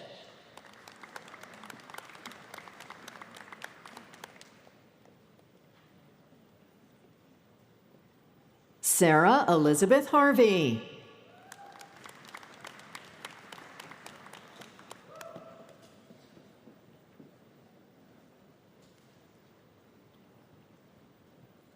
Catherine Garcia.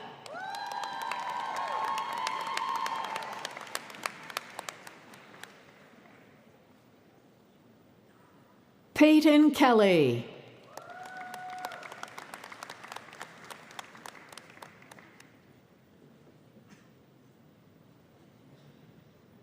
Caitlin Jenkins.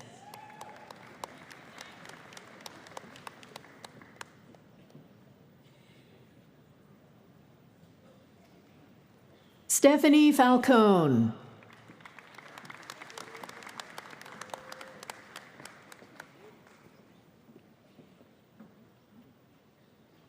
Caitlin Gladwell.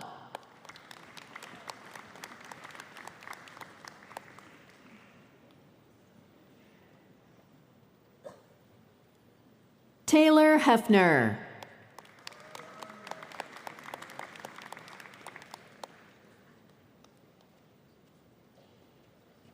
Kelly Mancini.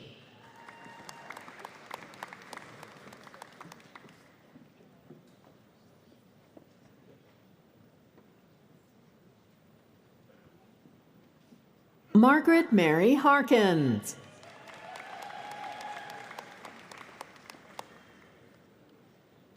Brittany Swackhammer.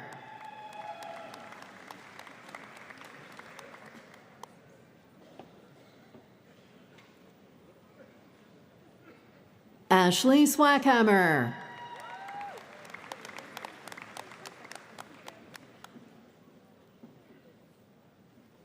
Jacob Terry Myers.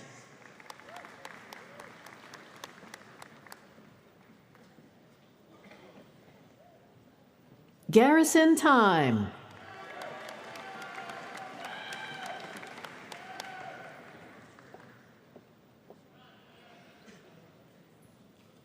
Christine New.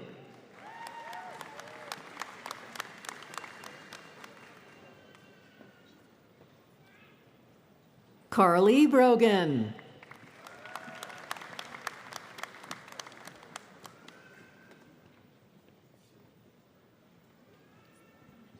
Victoria Malloy.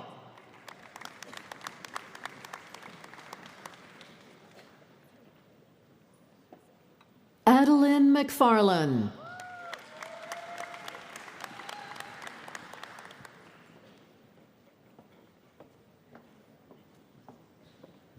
Alexandra Brinka.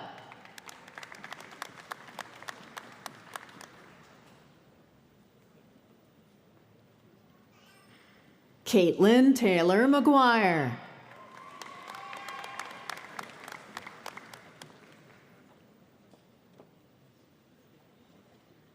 Crystal Nguyen.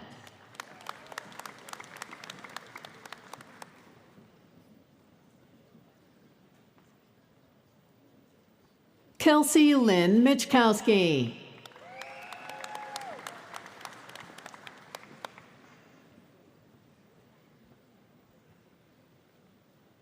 Sogand Bashi.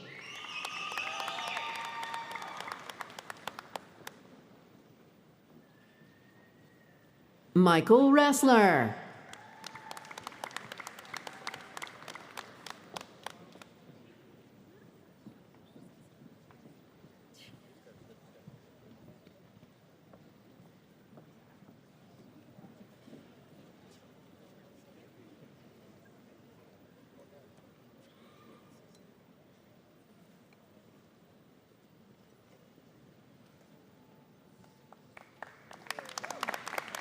Nicole Kretzman.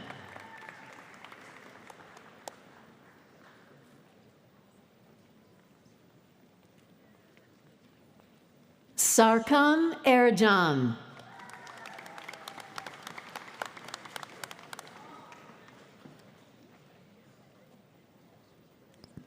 Nan France.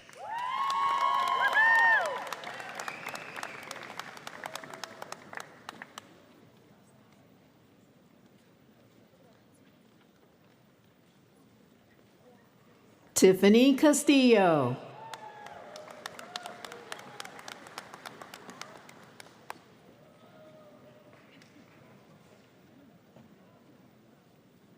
Yamilka Rosado Ziegler.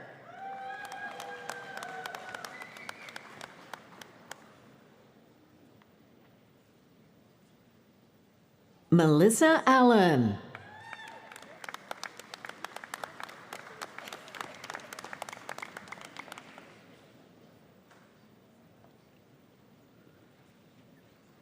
Ramona I. Cayley.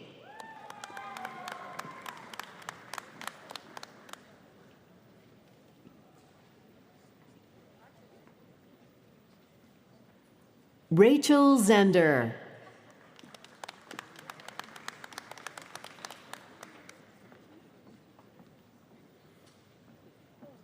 Beth Beatty.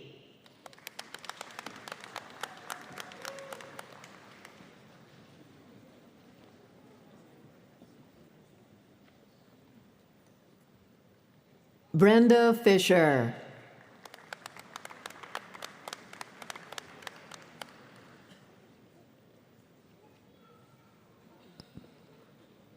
Denitra Batista Rivera.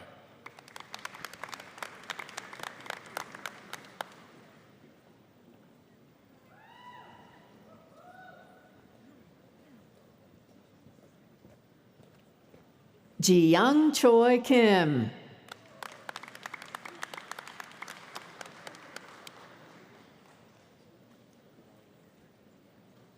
Darla Beers.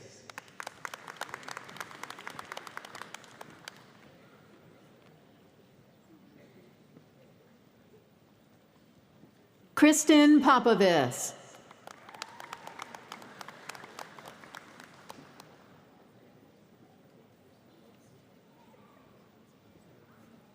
Constance Wildonger.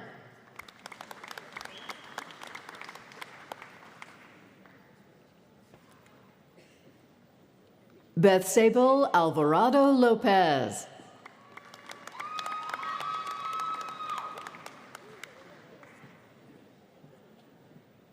Valerie Emma Ali.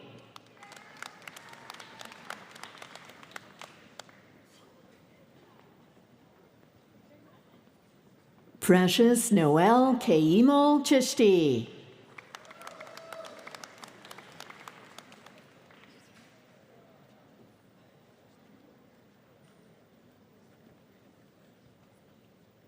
Alyssa Villegas.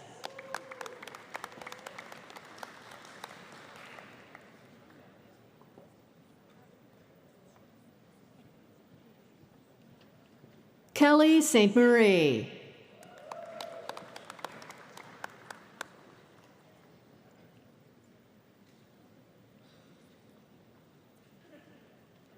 Danielle Rosenblum.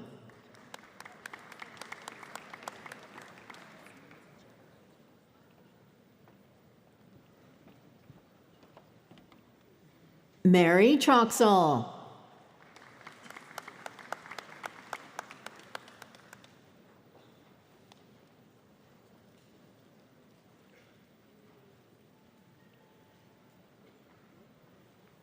Amanda Fainal Young.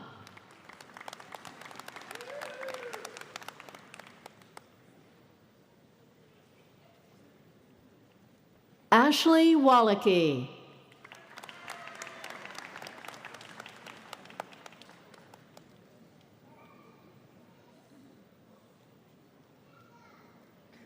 David Costa.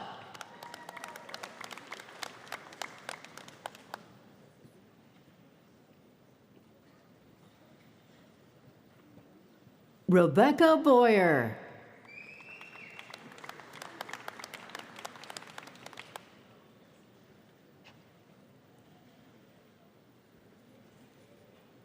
Candy Ramos.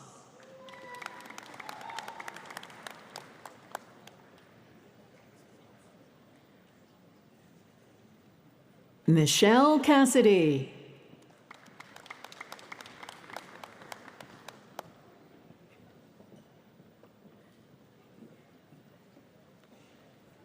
Jill D'Alessandro.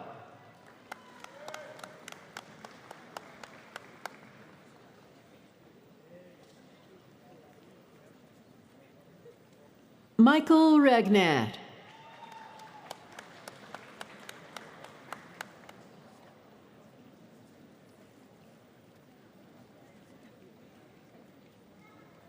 Brian Biozzi.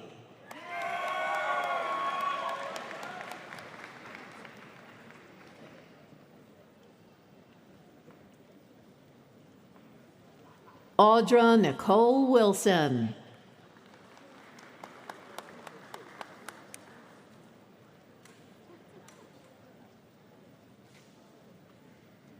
Jennifer Landis.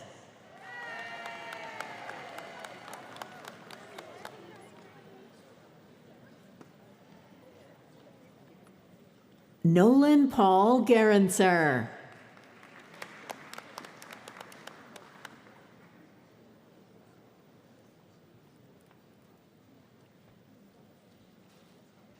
Carly Reese.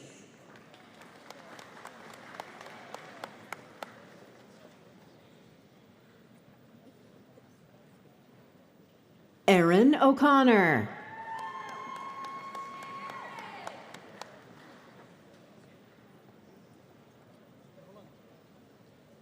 Abby Jean Littman.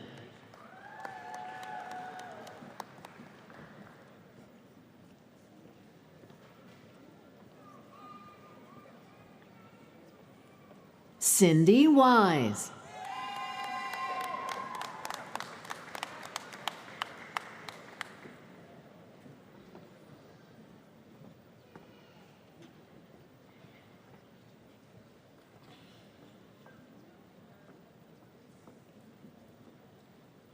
Kayla Contreras.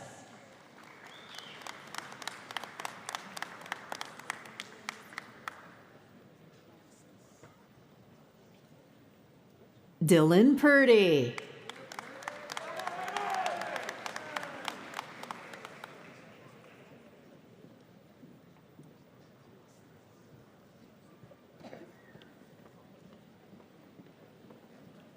Brandy Jewett.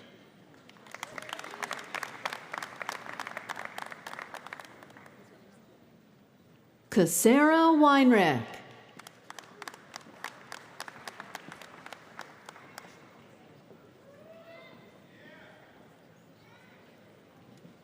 Beth Ann Fritzinger.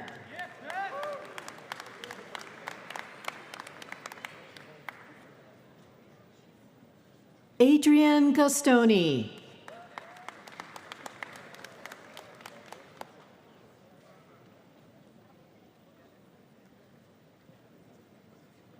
Jasmine Lucas.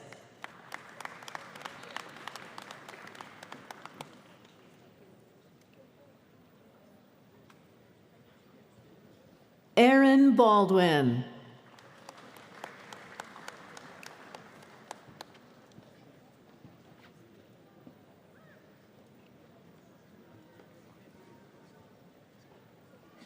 Ryan Setlock.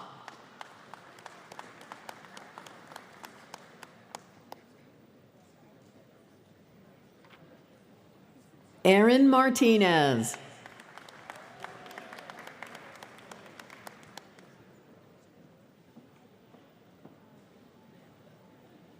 Randy D'Angelo.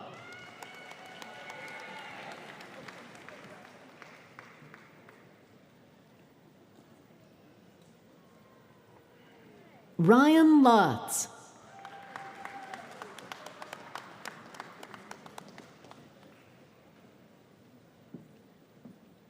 James Scheike.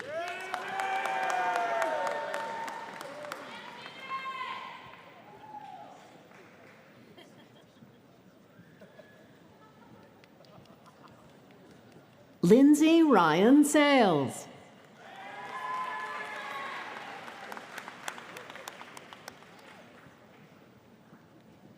Michaela Wallace.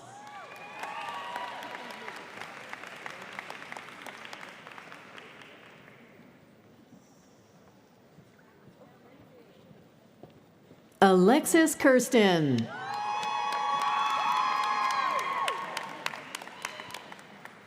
Peter Koenig.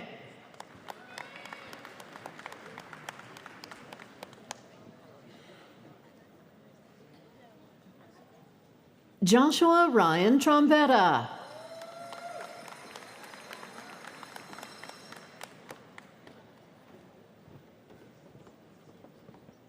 Judith Hambleton.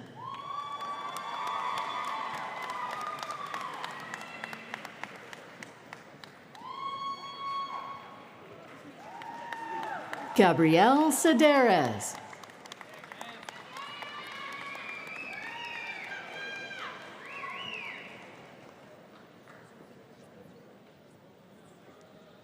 Justin Michael Durenzis, MHA.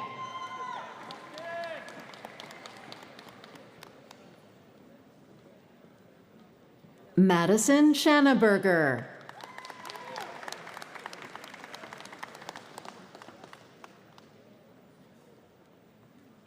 Caitlin O'Connor.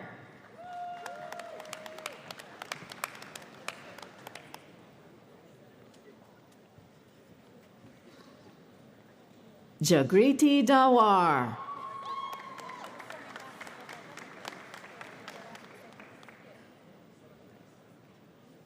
Brittany Price.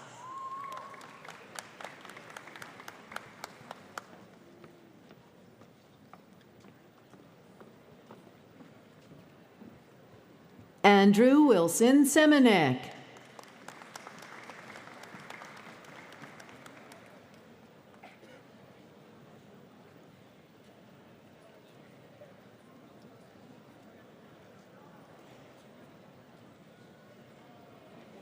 Jennifer Burrell.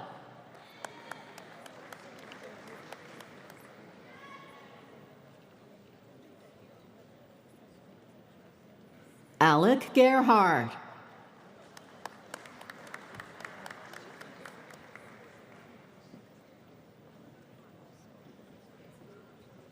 Nicholas Facundo.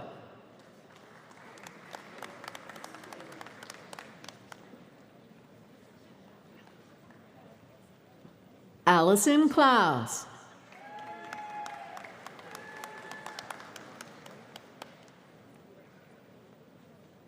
Alexis Gasparetti.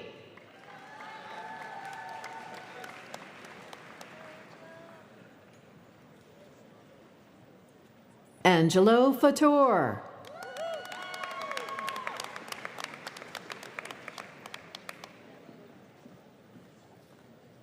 Matthew Nesto.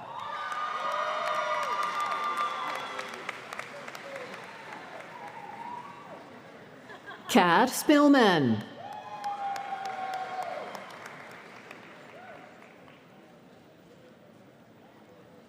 Kristen Buell.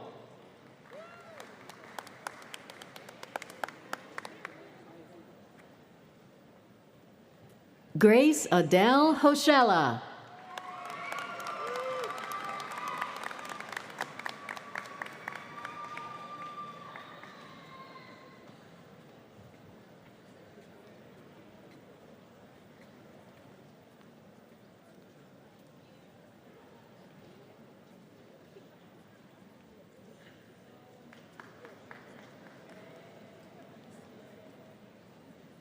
Lacey Gara.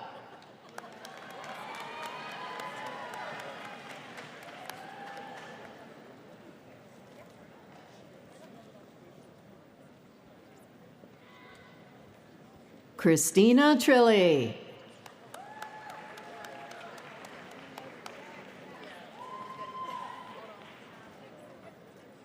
Annie McCarthy.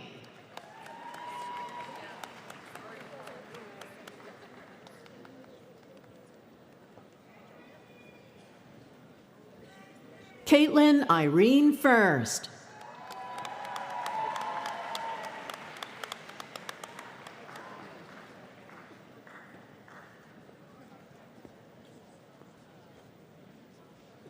Stephanie Claire Sharp.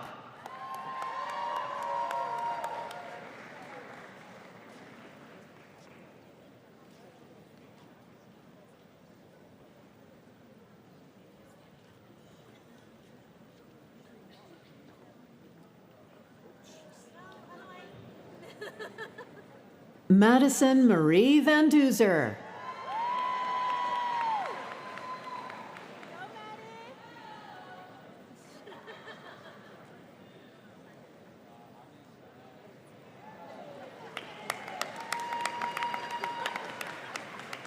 Abby Richardson.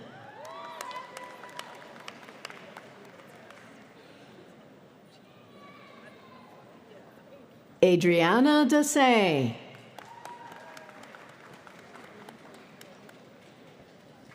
Chloe Caroline Wenton.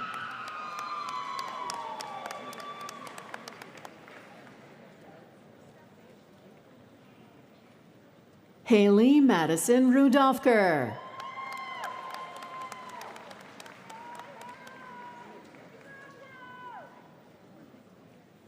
Harley Bender.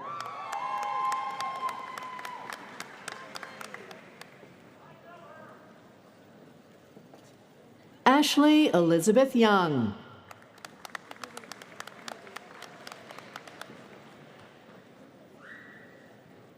Brianna Glows.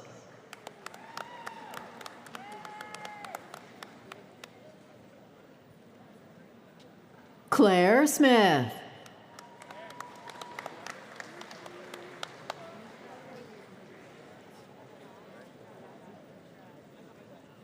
Dominic Travasi.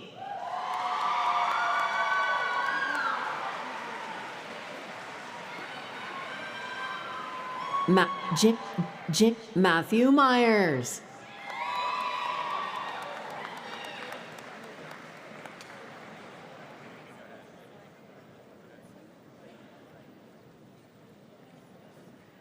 Brianna Glows.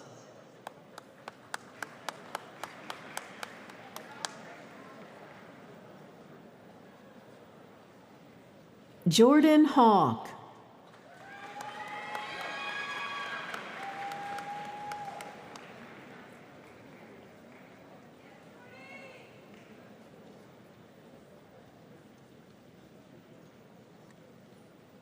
Taylor Raisley.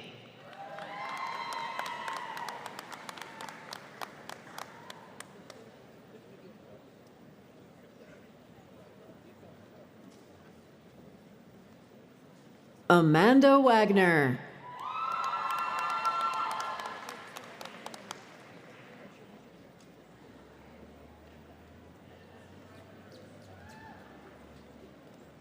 Maya Sadich.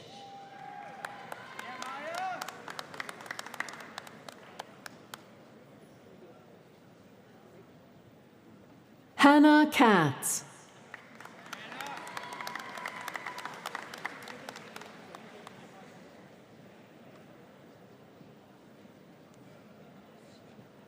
Lee Petrie.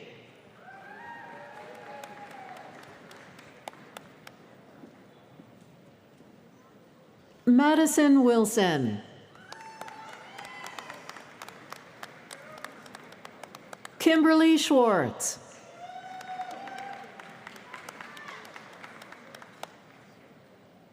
Vera Lucy Pino.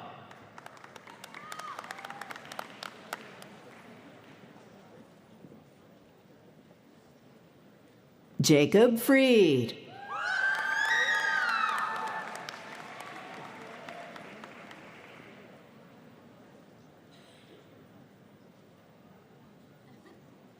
Tyler Jacob Moore.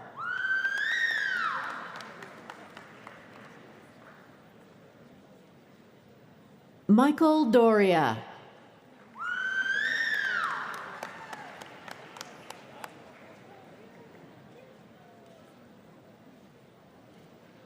Eric Bushta.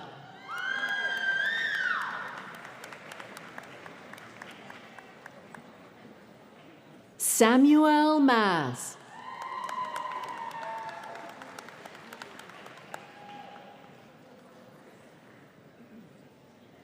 Nicholas Wan.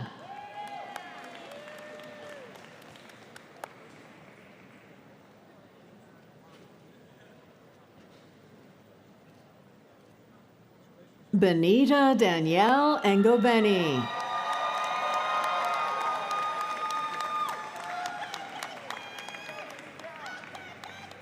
Evan Yandrizovitz.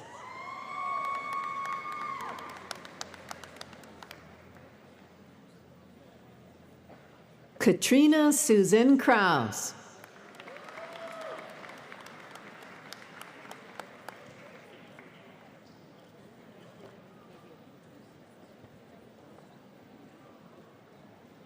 Anna Latovsky. Anthony McEntee.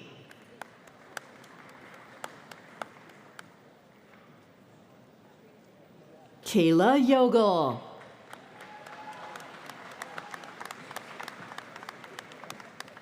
Sela Herber.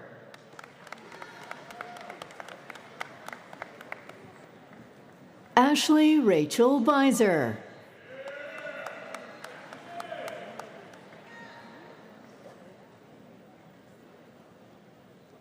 Lauren Dorney.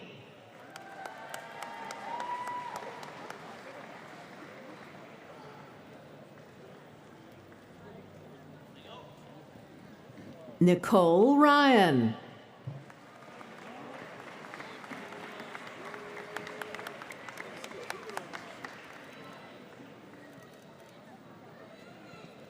Isabel Tiffany Andress.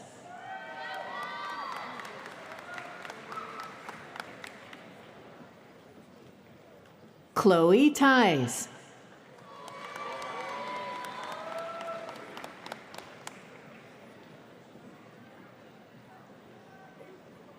Nicole Marie Casano.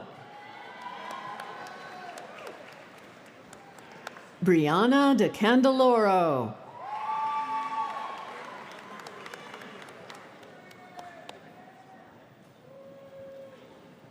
Kayla Rose Corrado.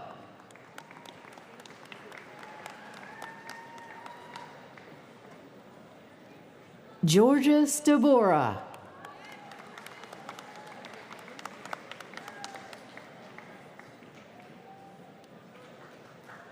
Nathan Hannes.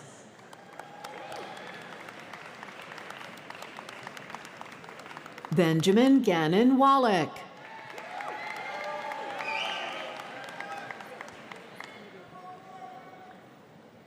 Zach Bergeron.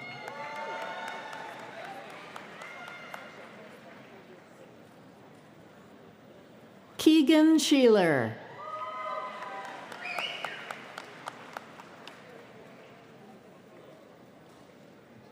Kevin Berlin.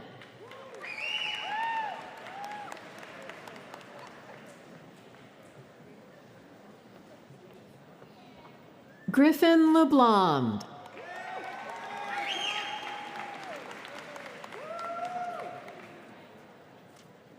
Liam Dugan.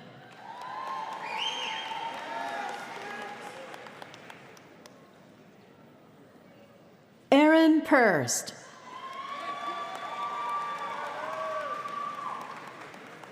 Samantha Sharonson.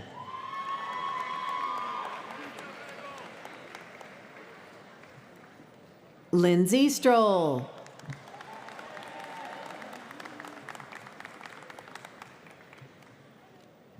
Kelsey Moore.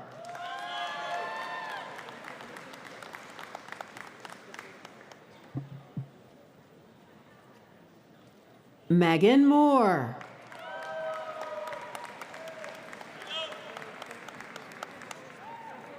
William Breslin.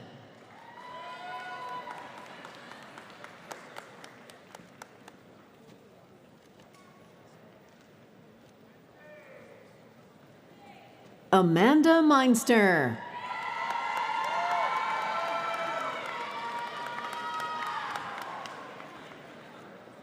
Hannah McHugh.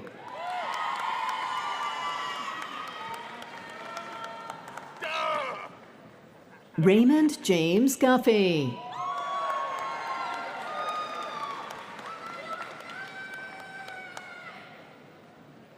Edward Joseph Olson, Jr.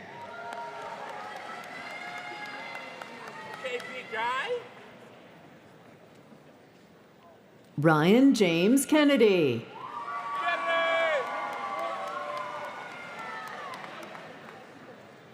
Matthew McNally.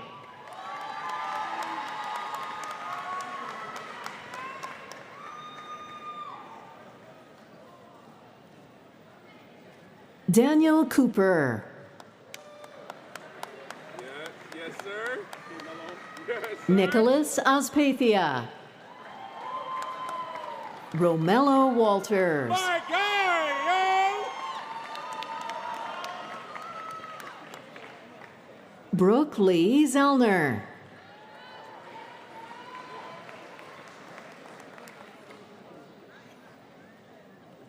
Carly Moore.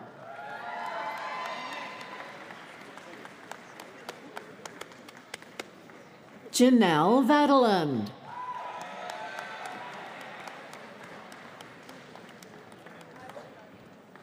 Jamie Cately.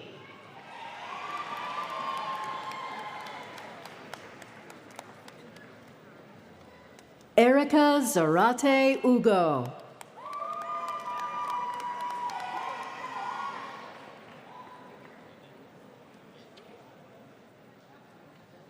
Halis Solano.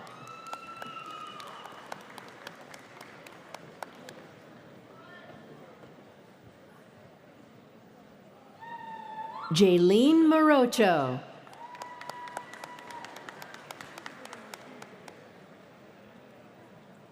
Matthew Hotchkiss.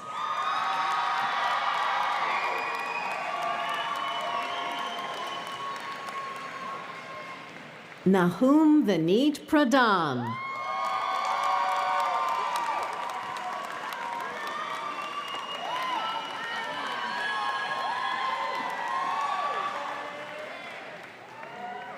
Maria Moreno.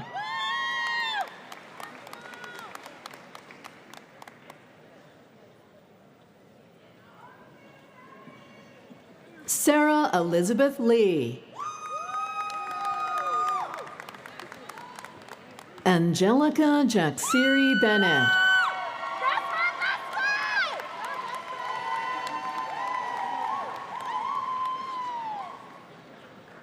Justin Lamar McCrae.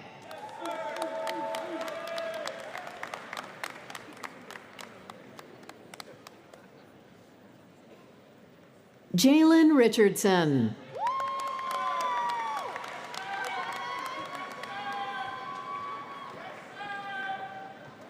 Carrington Smith.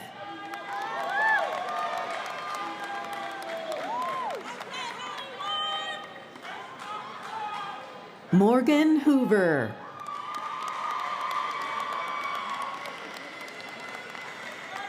Gabby Stauffer.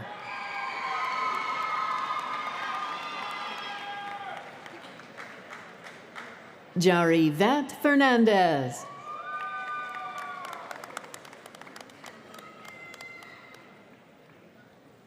Kayla Lopez.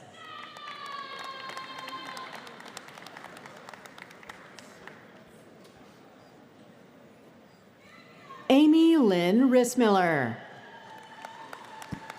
Devin Olsovsky.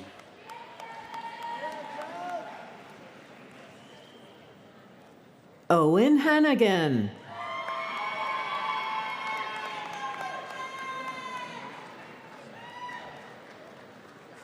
Sean Barry.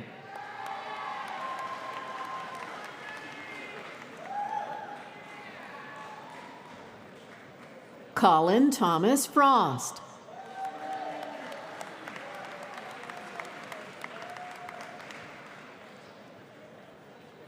William Patrick Pritchett.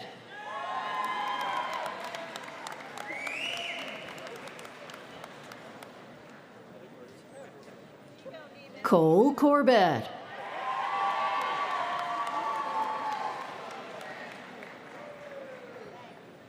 Matthew Nemes.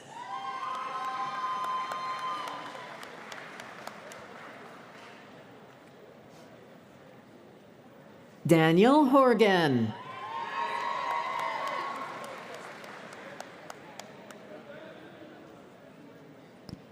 Liam Callahan.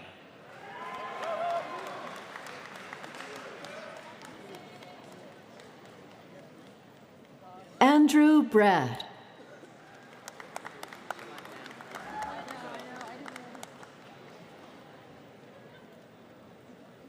Jay Swimt.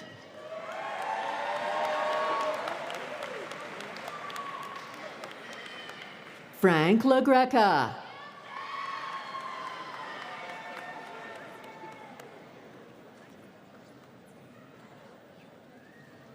Joseph Lepoidovin.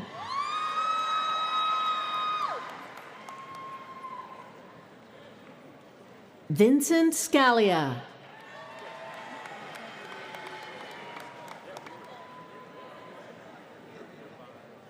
Let's go, Joe.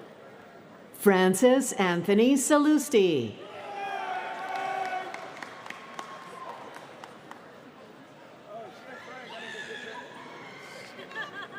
Tavian George.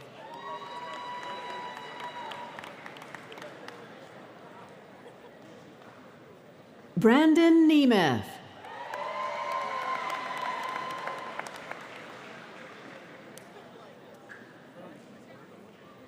Dylan Purdy.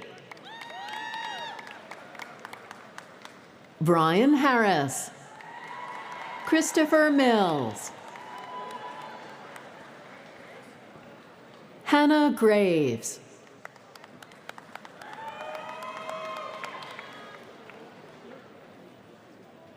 Jason Fosberg.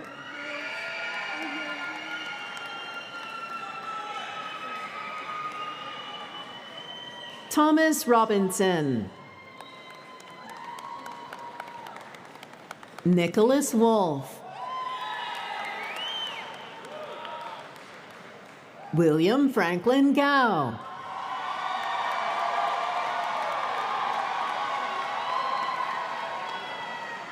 Justin Keene. Eric Gari.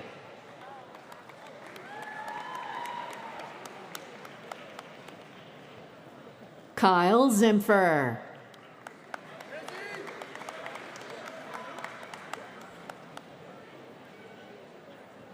Andrew Stiers. Alexander Calderon.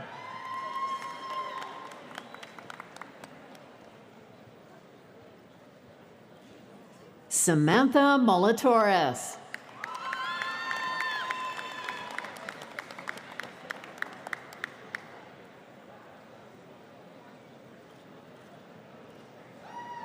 Ava Edwards.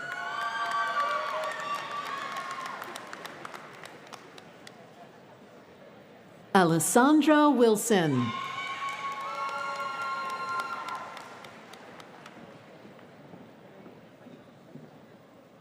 Alex Buskirk.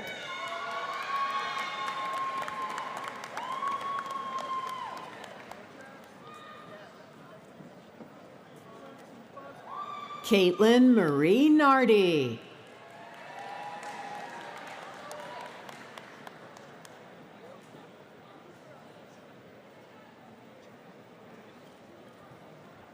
Iris Maletsky.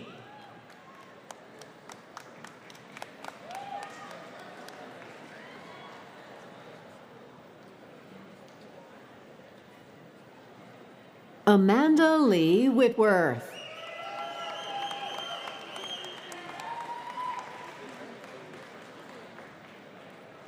Jose Ruiz.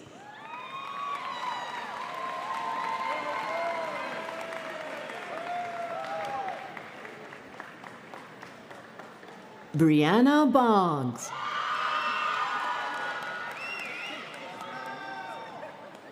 Olivia Esposito.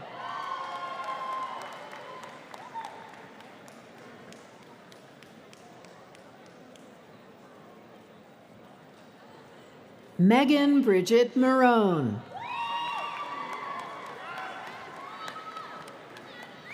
Maria Elizabeth Pammer.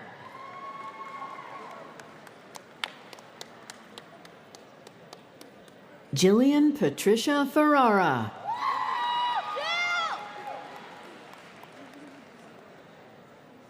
Caitlin Cridlow.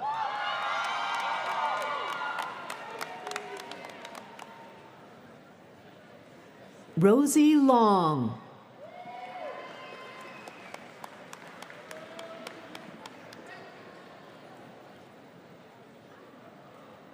Tina Burnham.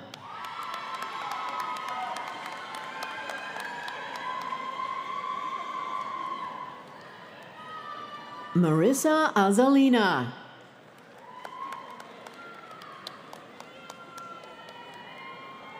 Felicity Lindsay.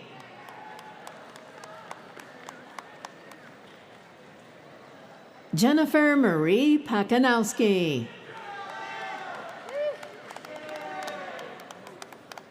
Chameri Manaya Garcia.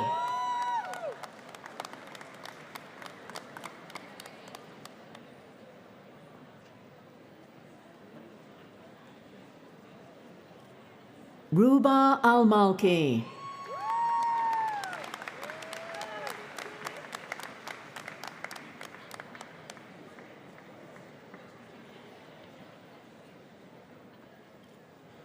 Salma Al-Jafri.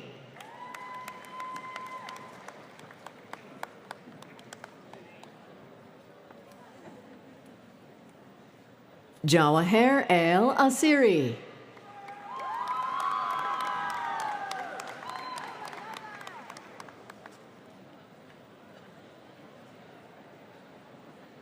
Reem Al-Khaldi.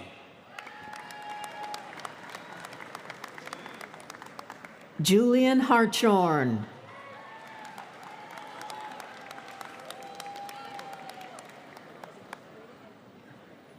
Ian McHenry.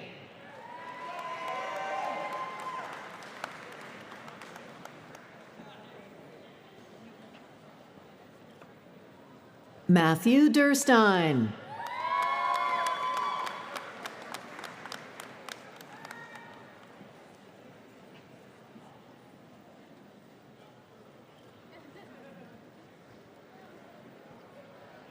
Danny Burrow.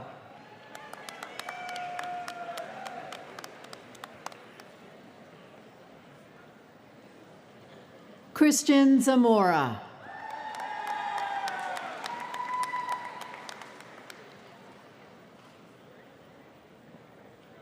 Jared Stafford.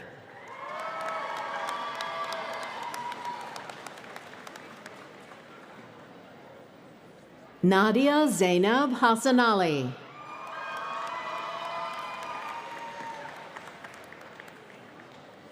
Lauren Haddad. Caden Chinchar. Anthony Nagy.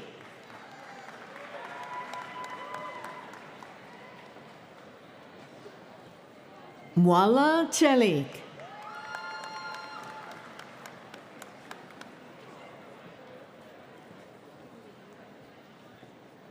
Alyssa Lopez.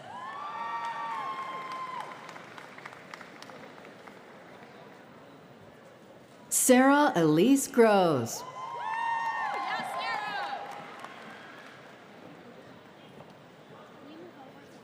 Caitlin Sinku.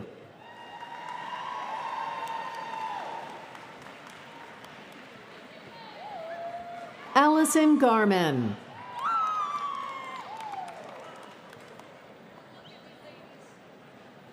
Mark Browning.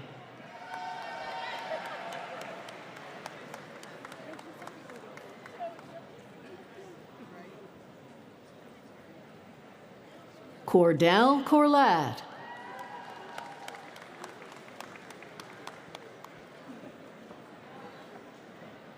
Andrew Epsaro. John Basil. Harry Faber.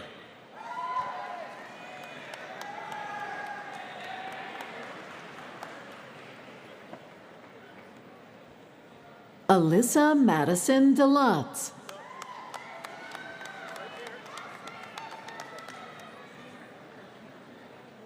Macy Miller.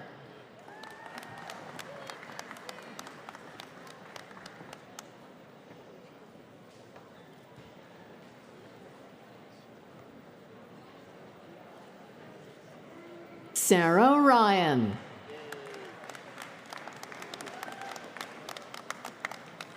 Madison Pauline Bailey.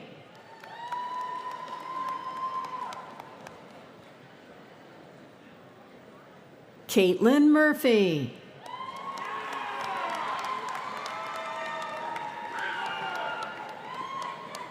Rachel Lee Backus. Nora Eileen Dolan.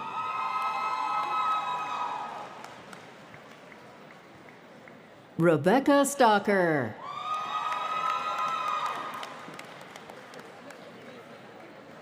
Michelle Caitlin Wong.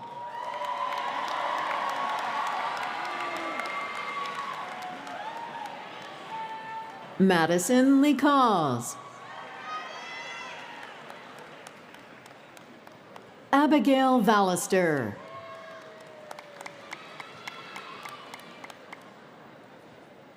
Chloe Conahan.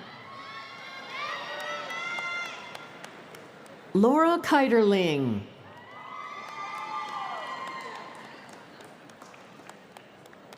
Darian Petty.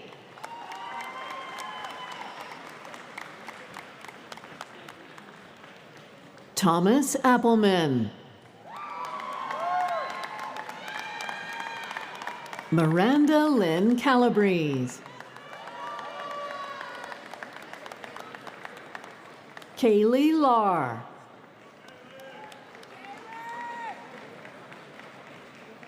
Shannon Wabakey.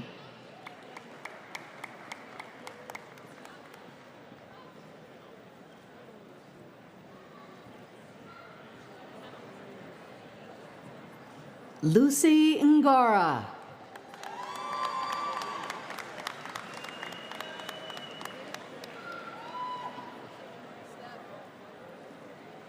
Mohammed Al-Rashid.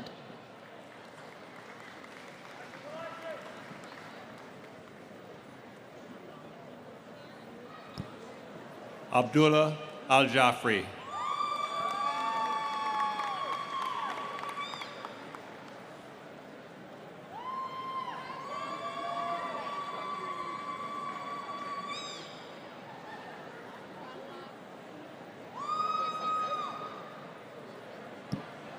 Abdul Rahman Hazazi.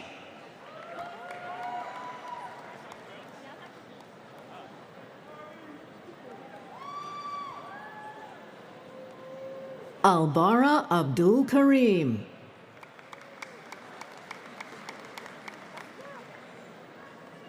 Thamer Agil.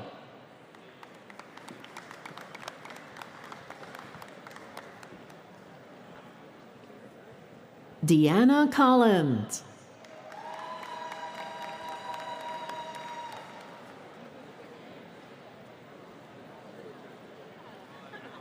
Turki Mohammed Hantal Al-Rashidi.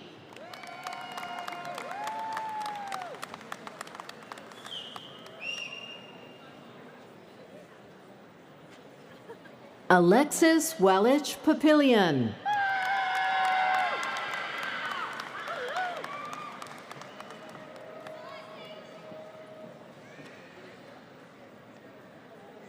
Melissa Rose Strom.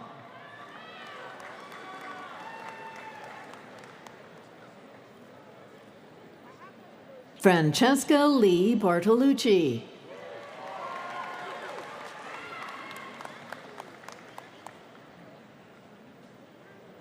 Alyssa Lambert.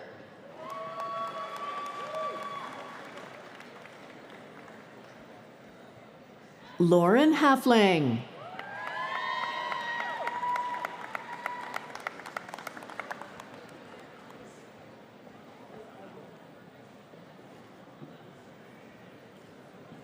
Hannah Graybeal.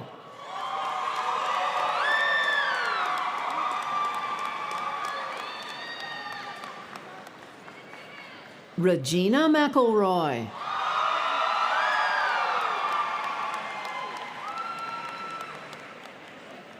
Devin Thomas.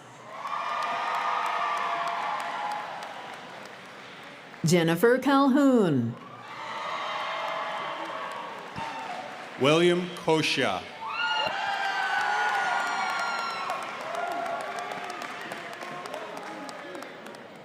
Devin Wachter.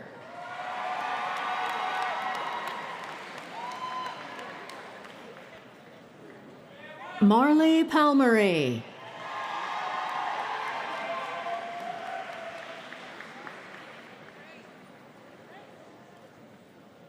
Johanna Pearson.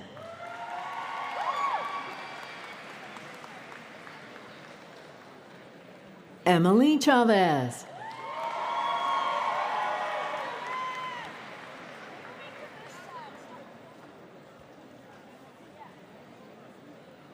Emma Bockraff.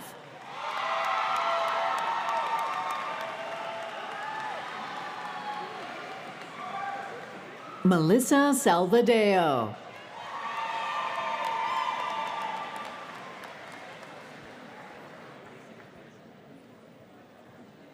Elaine Ramirez Jimenez.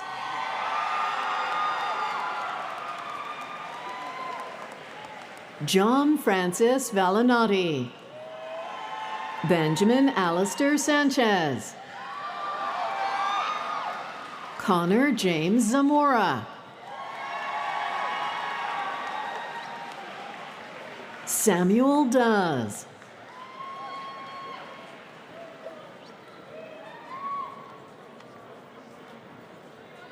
Luana Fernandez Rebello. Samantha Ann Flickinger.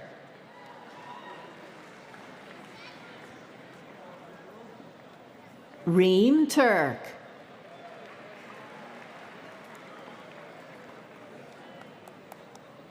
Rachel Catherine Riley.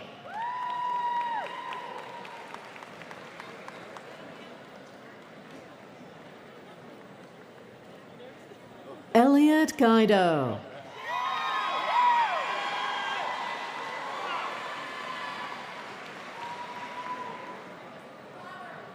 Emily Sylvester.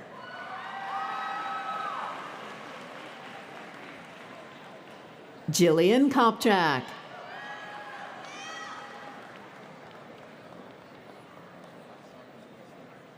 Mitchell Melnick. Blake Schuck.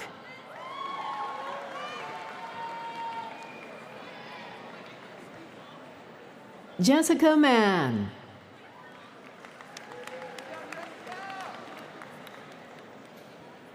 Holly Elizabeth Honor.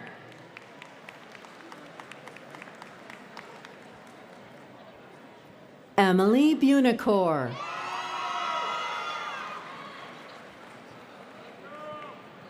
Maura Greaser.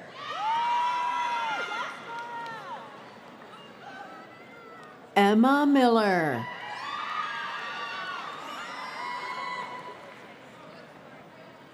Eliza Grigsby.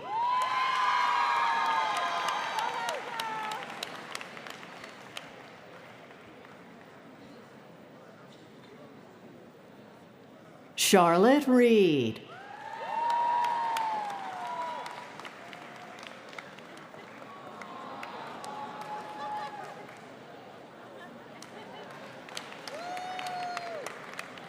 Sydney Frey.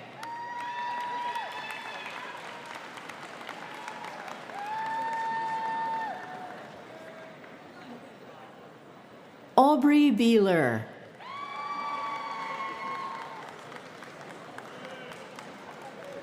Kira Dreisbach.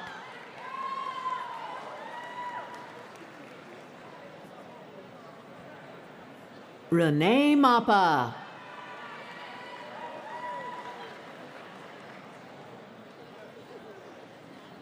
Michael Marquez.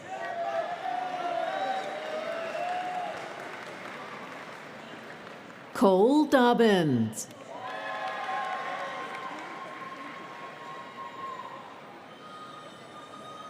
Michael Scheimer.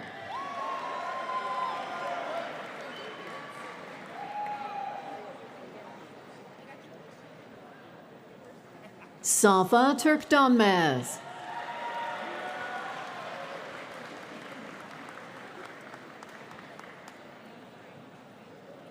Noah Breidinger.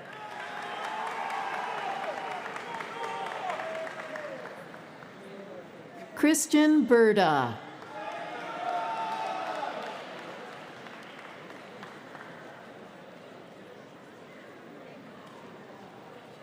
Christina Marie Dacey.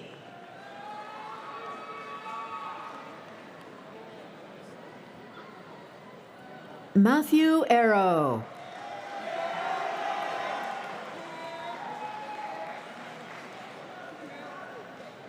Corey Little.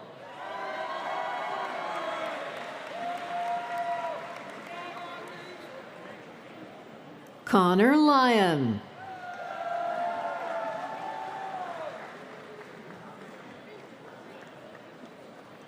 Tatiana Machado.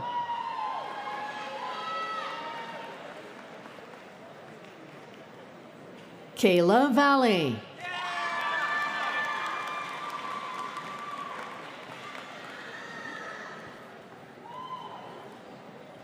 Nicoletta Capasso.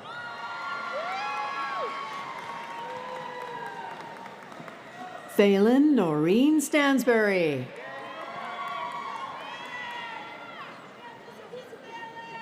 Jillian Rose Minette.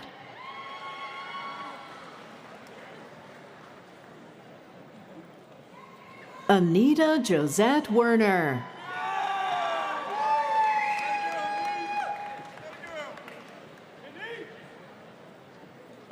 Hunter Ryan Steidinger.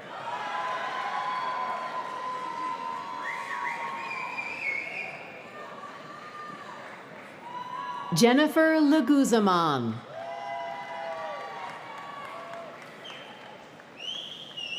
Brooke McElmoyle.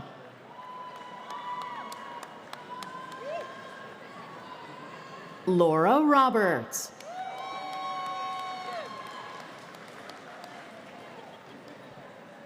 Samantha Rodriguez.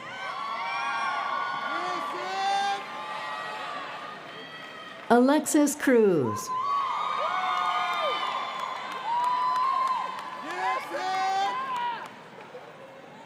Cassandra Bauer.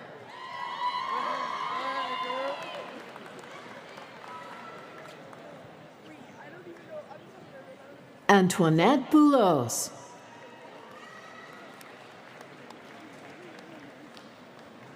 Diani Colon.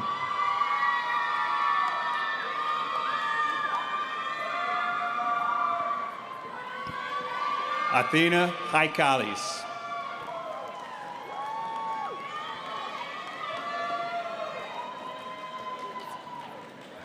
Rachel McCoach.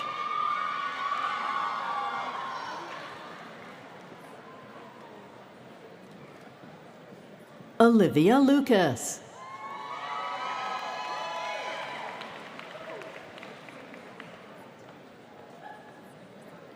Christian Joseph Gallagher.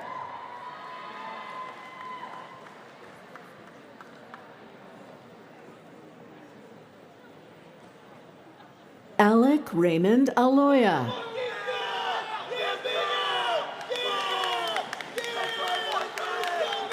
Gianna Arias.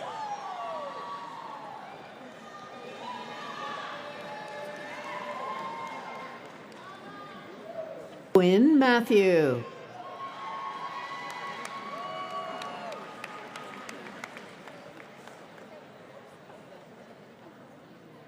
Liz Perez.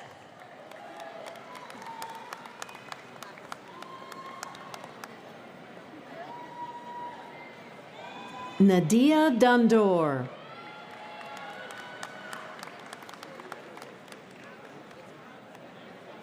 Fabiana Popola.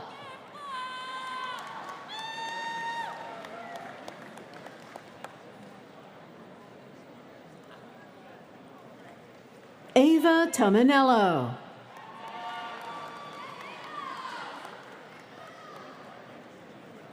Morea Morello.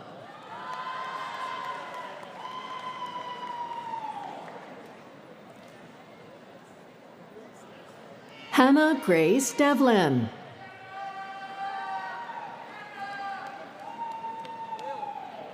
Jessica Pine.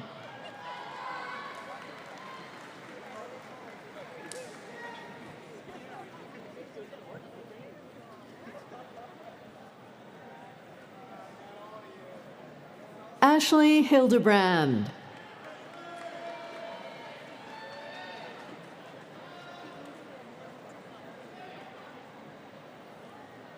Caesar Corvera.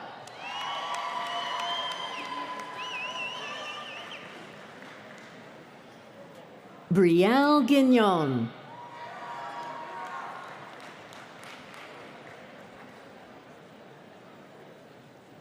Kayla Friend.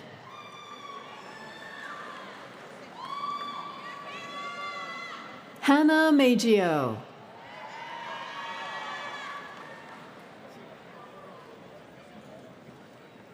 Brittany Gomez.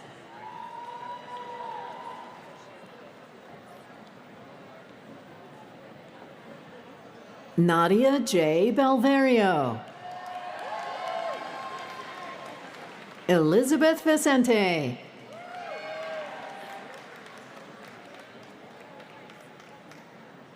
Valeria Aguilar.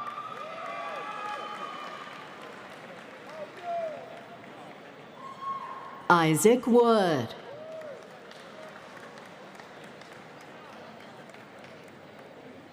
Eric Gorski. Jason Ahing. Congratulations. Abdullah Al-Ramyan.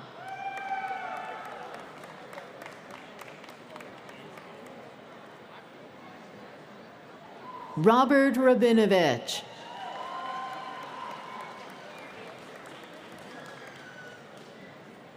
John Lapachak Jr.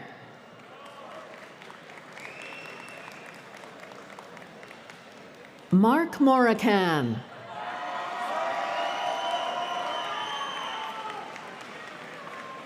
Jack Finianenofo.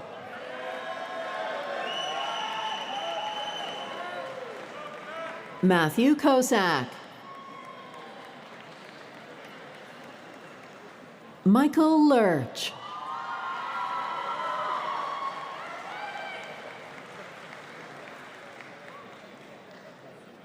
Jonathan Geiger. Gabe Krauthamel. Benjamin Jones. Devin Irvin.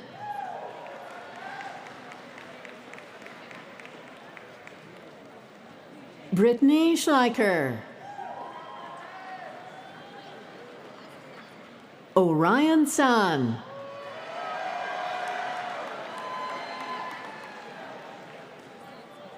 Christopher Wilson.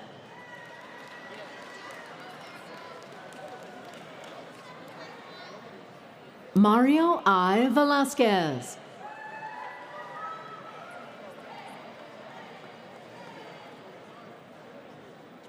Nicholas Staub.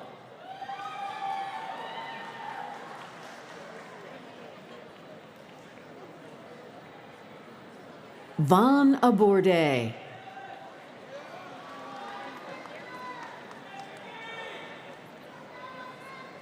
Emily Shingara.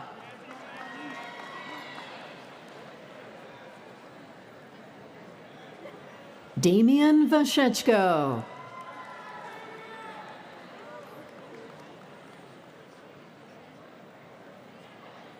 Tyler Deal.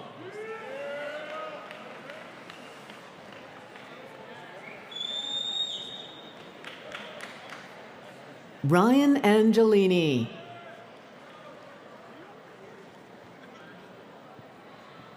Zach Philibin.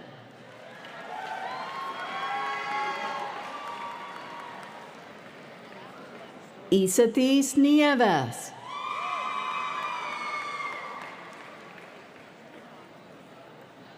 Janiri Cabrera Balin. Guadalupe Noeli Rivera.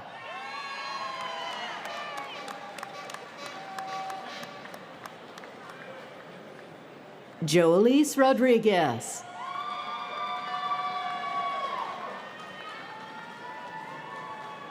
Kimberly Wolf.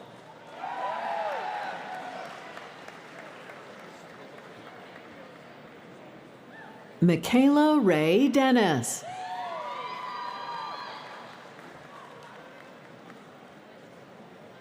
Kimberly Miller.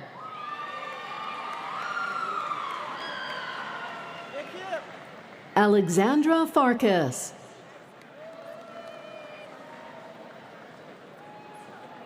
Isaac Weston. Julie Ding.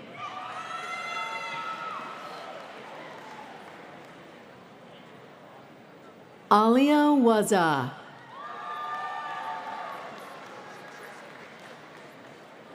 Avery Corner.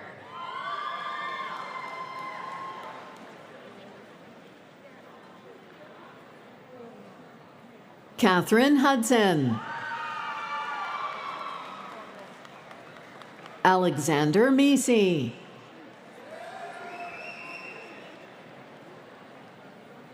Mason Lesage.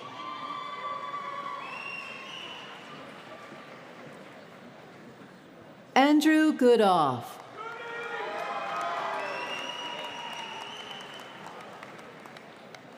Charlotte Smith.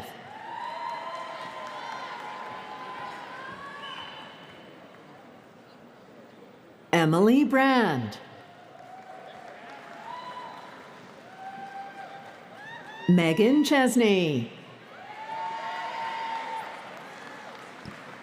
Allison Hine.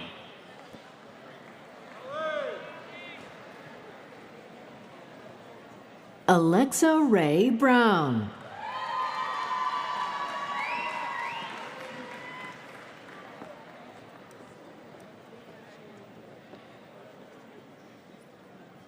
Morgan Dwyer.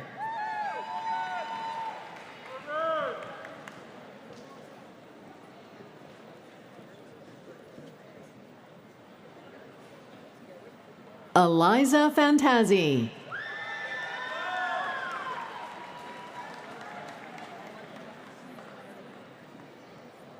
Jamie Bader.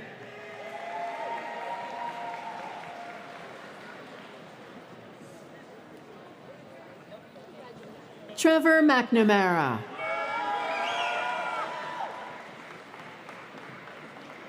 Connor Hollis James.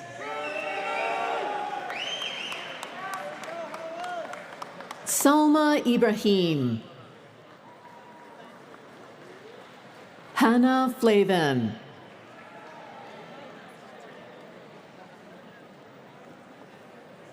Morgan Anderson.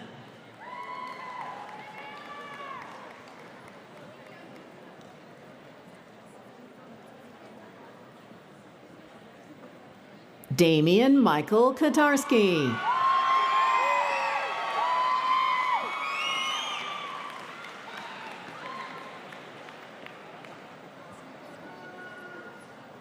Erin Druding.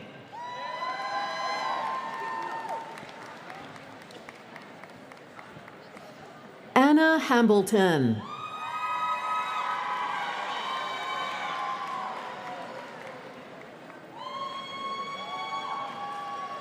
Victoria Jane Cately.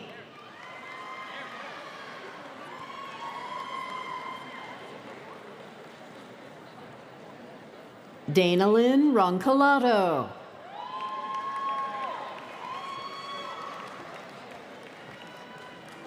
Melanie Schaefer. Faith Fusatola.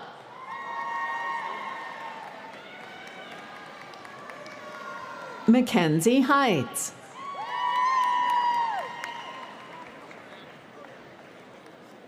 Madison Page Stolarski.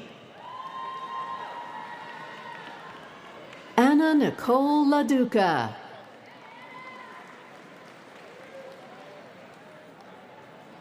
Hannah Lynn Johnson. Marie Lynn Johnson. Molly McKevitt Burton. Morgan Covart. Caitlin Elizabeth Harth. Margaret Trexler. Annabelle Ellis.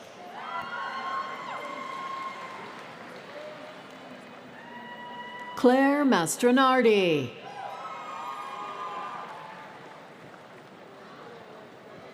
Audrey Templeton.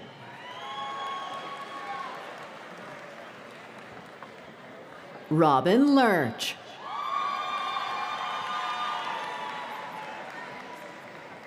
Tessa Weber.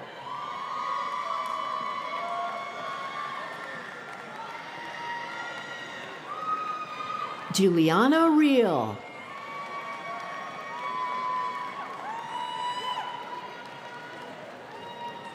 Hannah Adams.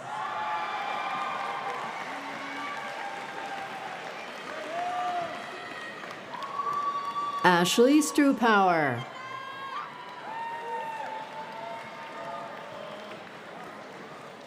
Nolan Simler.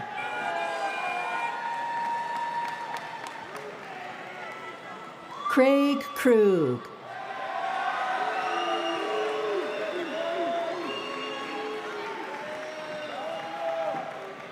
Riley O'Donnell.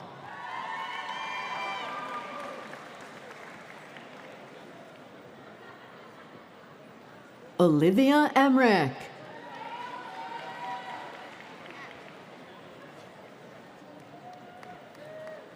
Cassidy Fernandez. Kayla Mittman. Vincent Chula.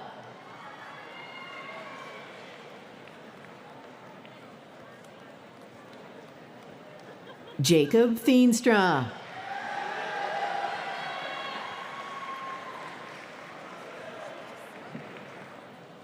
Victoria Marlinis Orquiza.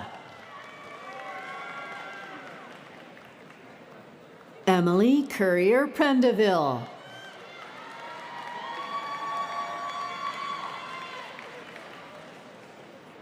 Charlene Ivy Weiner.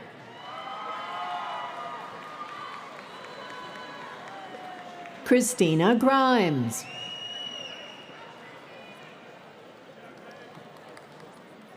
Casey Drozd Bunting. Linda DeBra.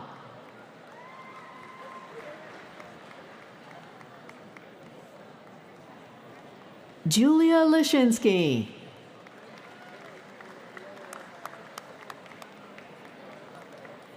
Ashley Matalovich.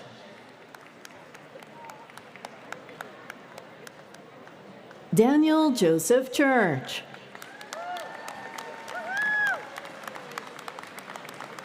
Wobenyi Bertrand.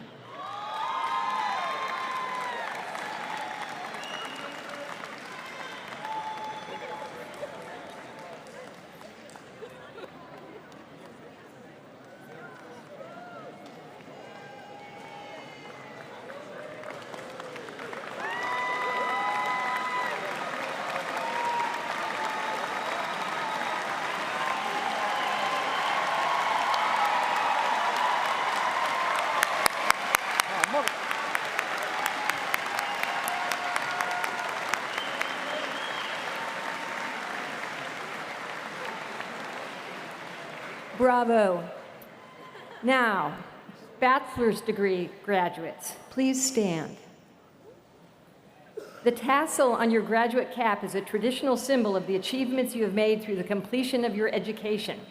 Moving the tassel from right to left symbolizes an important rite of passage as you earned your higher education degree today. So I invite you now to join the ranks of your graduate students sitting with you and move your tassel from right to left.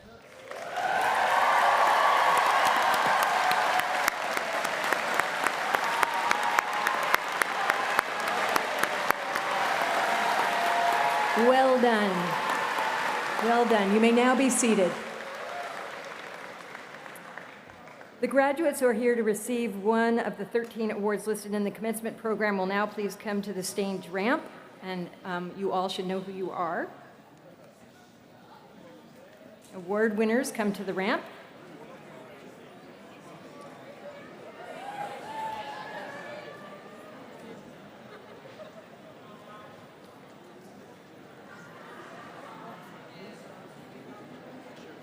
it is my pleasure to present the following awards.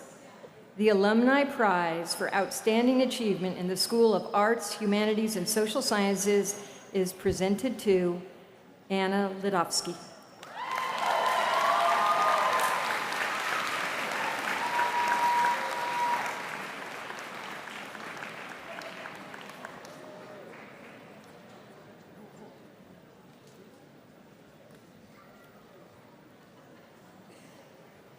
The Alumni Prize for Outstanding Achievement in the School of Natural and Health Sciences is presented to Eliza Grigsby.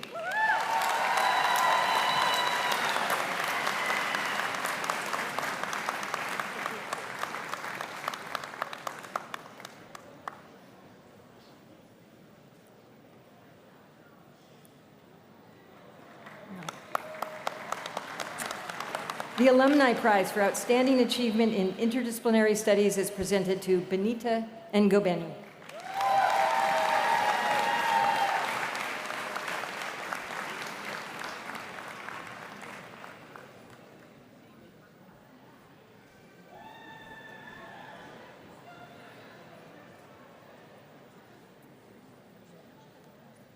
The Timothy M. Brightigam Memorial Student Service Award is presented to Madison Van Duzer.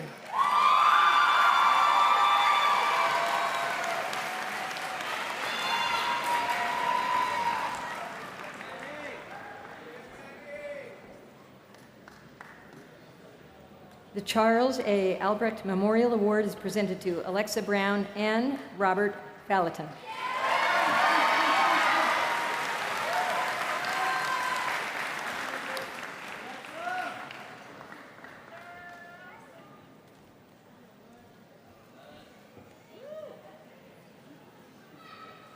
The Graduate Education Thesis Award is presented to Erin O'Connor.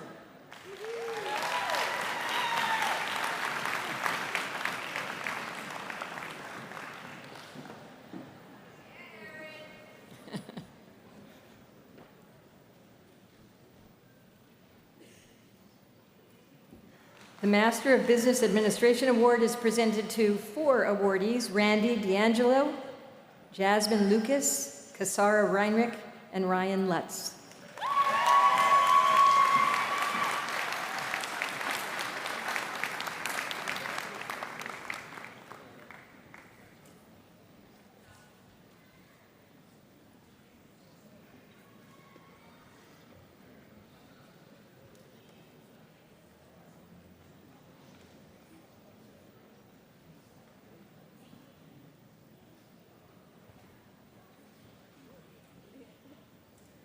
The Master of Science in Nursing Achievement Award is presented to Jill D'Alessandro.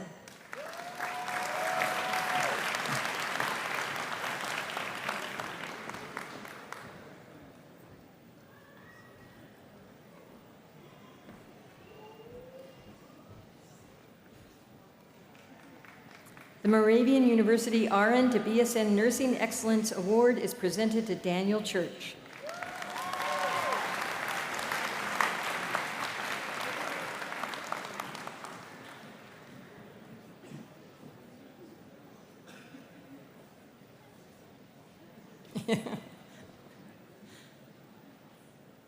The Outstanding Master of Science in Occupational Therapy Student Award is presented to Maria Nagel.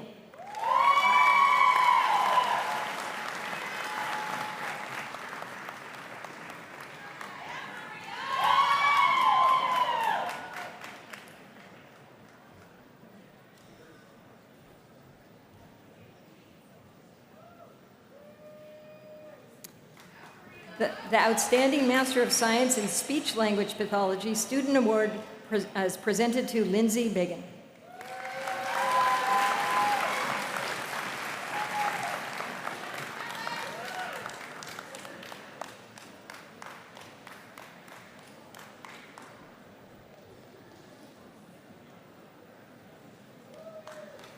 The Outstanding Master of Science in Athletic Training Student Award is presented to Alexa Beaumont.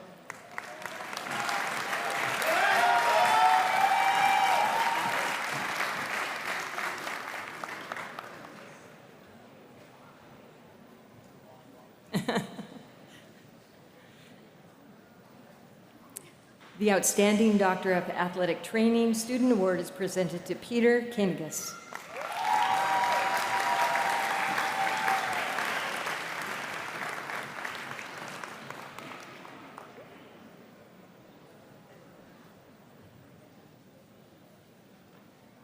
Many other awards and prizes were conferred at earlier ceremonies, including the award ceremony for outstanding students. Will the students who received awards and prizes earlier this term, will you please stand so that we might congratulate you?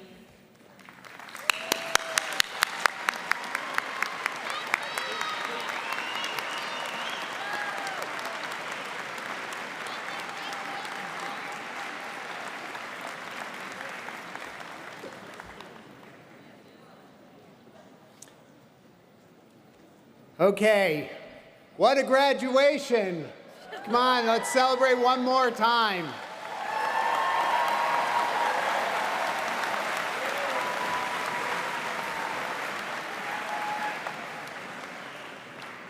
This is a very significant day for our students who have shown tremendous resilience during their university careers. And I am happy that we are here to celebrate them in person. I also think it is important to take a moment to reflect on all the people who have in some way helped these students to arrive at the place they are today. Some of these people are very well known to you. They are your family members. Please take a moment right now to turn around, lock eye contact with your family members, and say thank you, I love you.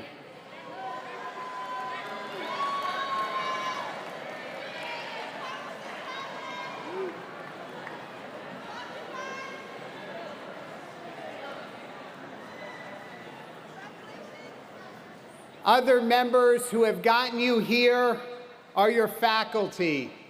Your faculty have worked tirelessly to improve your skills so that you can be prepared to achieve the goals that you desire in life. Can we please take a moment to praise our faculty for all they have done?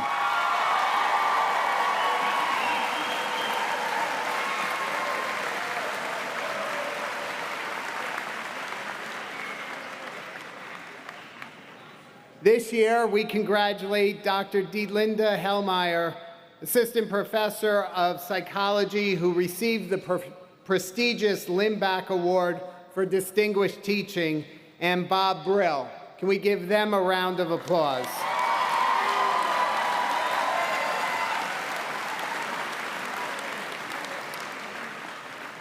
Bob Brill is our Associate Professor of Psychology, and he received the Timothy M. Breitigam Memorial Faculty Administrator Service Award, which is given to a faculty member or administrator who has unselfishly given his or her service to the university community. Congratulations, Bob and Dielinda.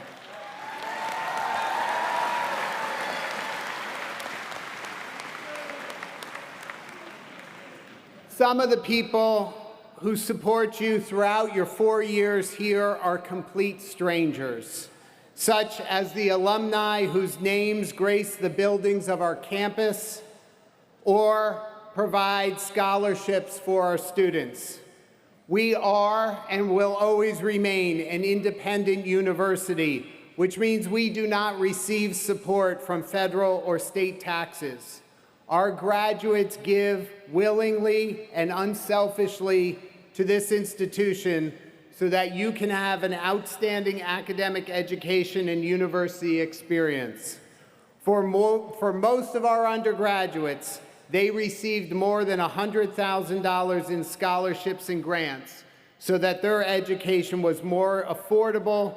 Without those alumni paying it forward, imagine how much more difficult the amazing Moravian education would be.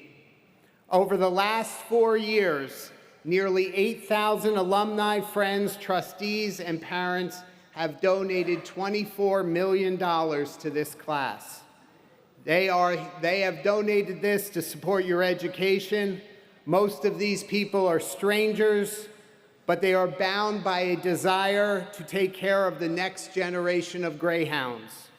Their donations fund capital projects, scholarships, general operating costs, international studies, student research, and among many, many other projects. We remain forever grateful for all they have given to support independent education. Their kind of donation makes it possible for us to meet our mission and to provide you with an exceptional education that had started 280 years ago when Anna Nitschmann spun wool for 6 months and provided the money to Benigna to start the first school for girls, 24 girls who were the first students of this historic institution back in 1742.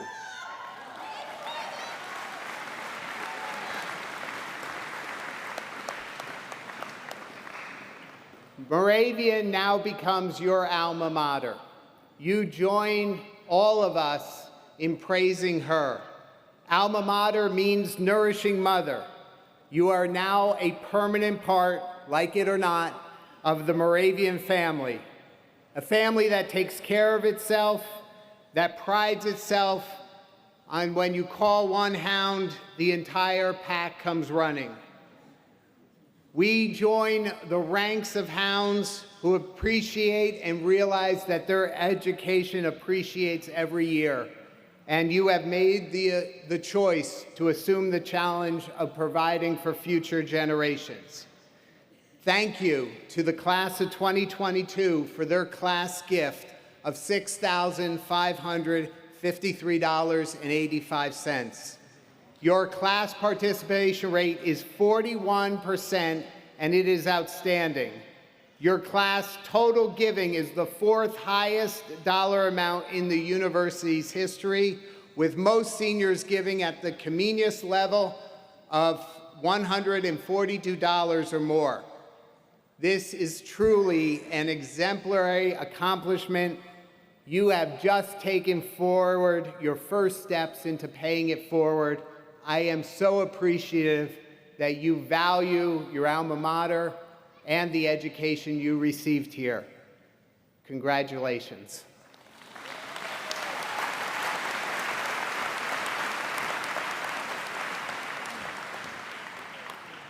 At this point, please stand and remain standing to sing Moravian's alma mater with the choir. So we expect to hear your voices ringing through this hall. You can find the words in the program, and I draw your attention to the fact that we shake hands at the final refrain as a sign of fellowship. At the conclusion of the song, and this little housekeeping for you, at the conclusion of the song and the benediction from Chaplain Borger, I ask everyone, including students who will not recess, to please remain at your seats. The faculty and the platform party will recess, and students will remain in their seats. You may meet your graduate at the reception in the Hoppert Union Building Pavilion after that. So now for the song.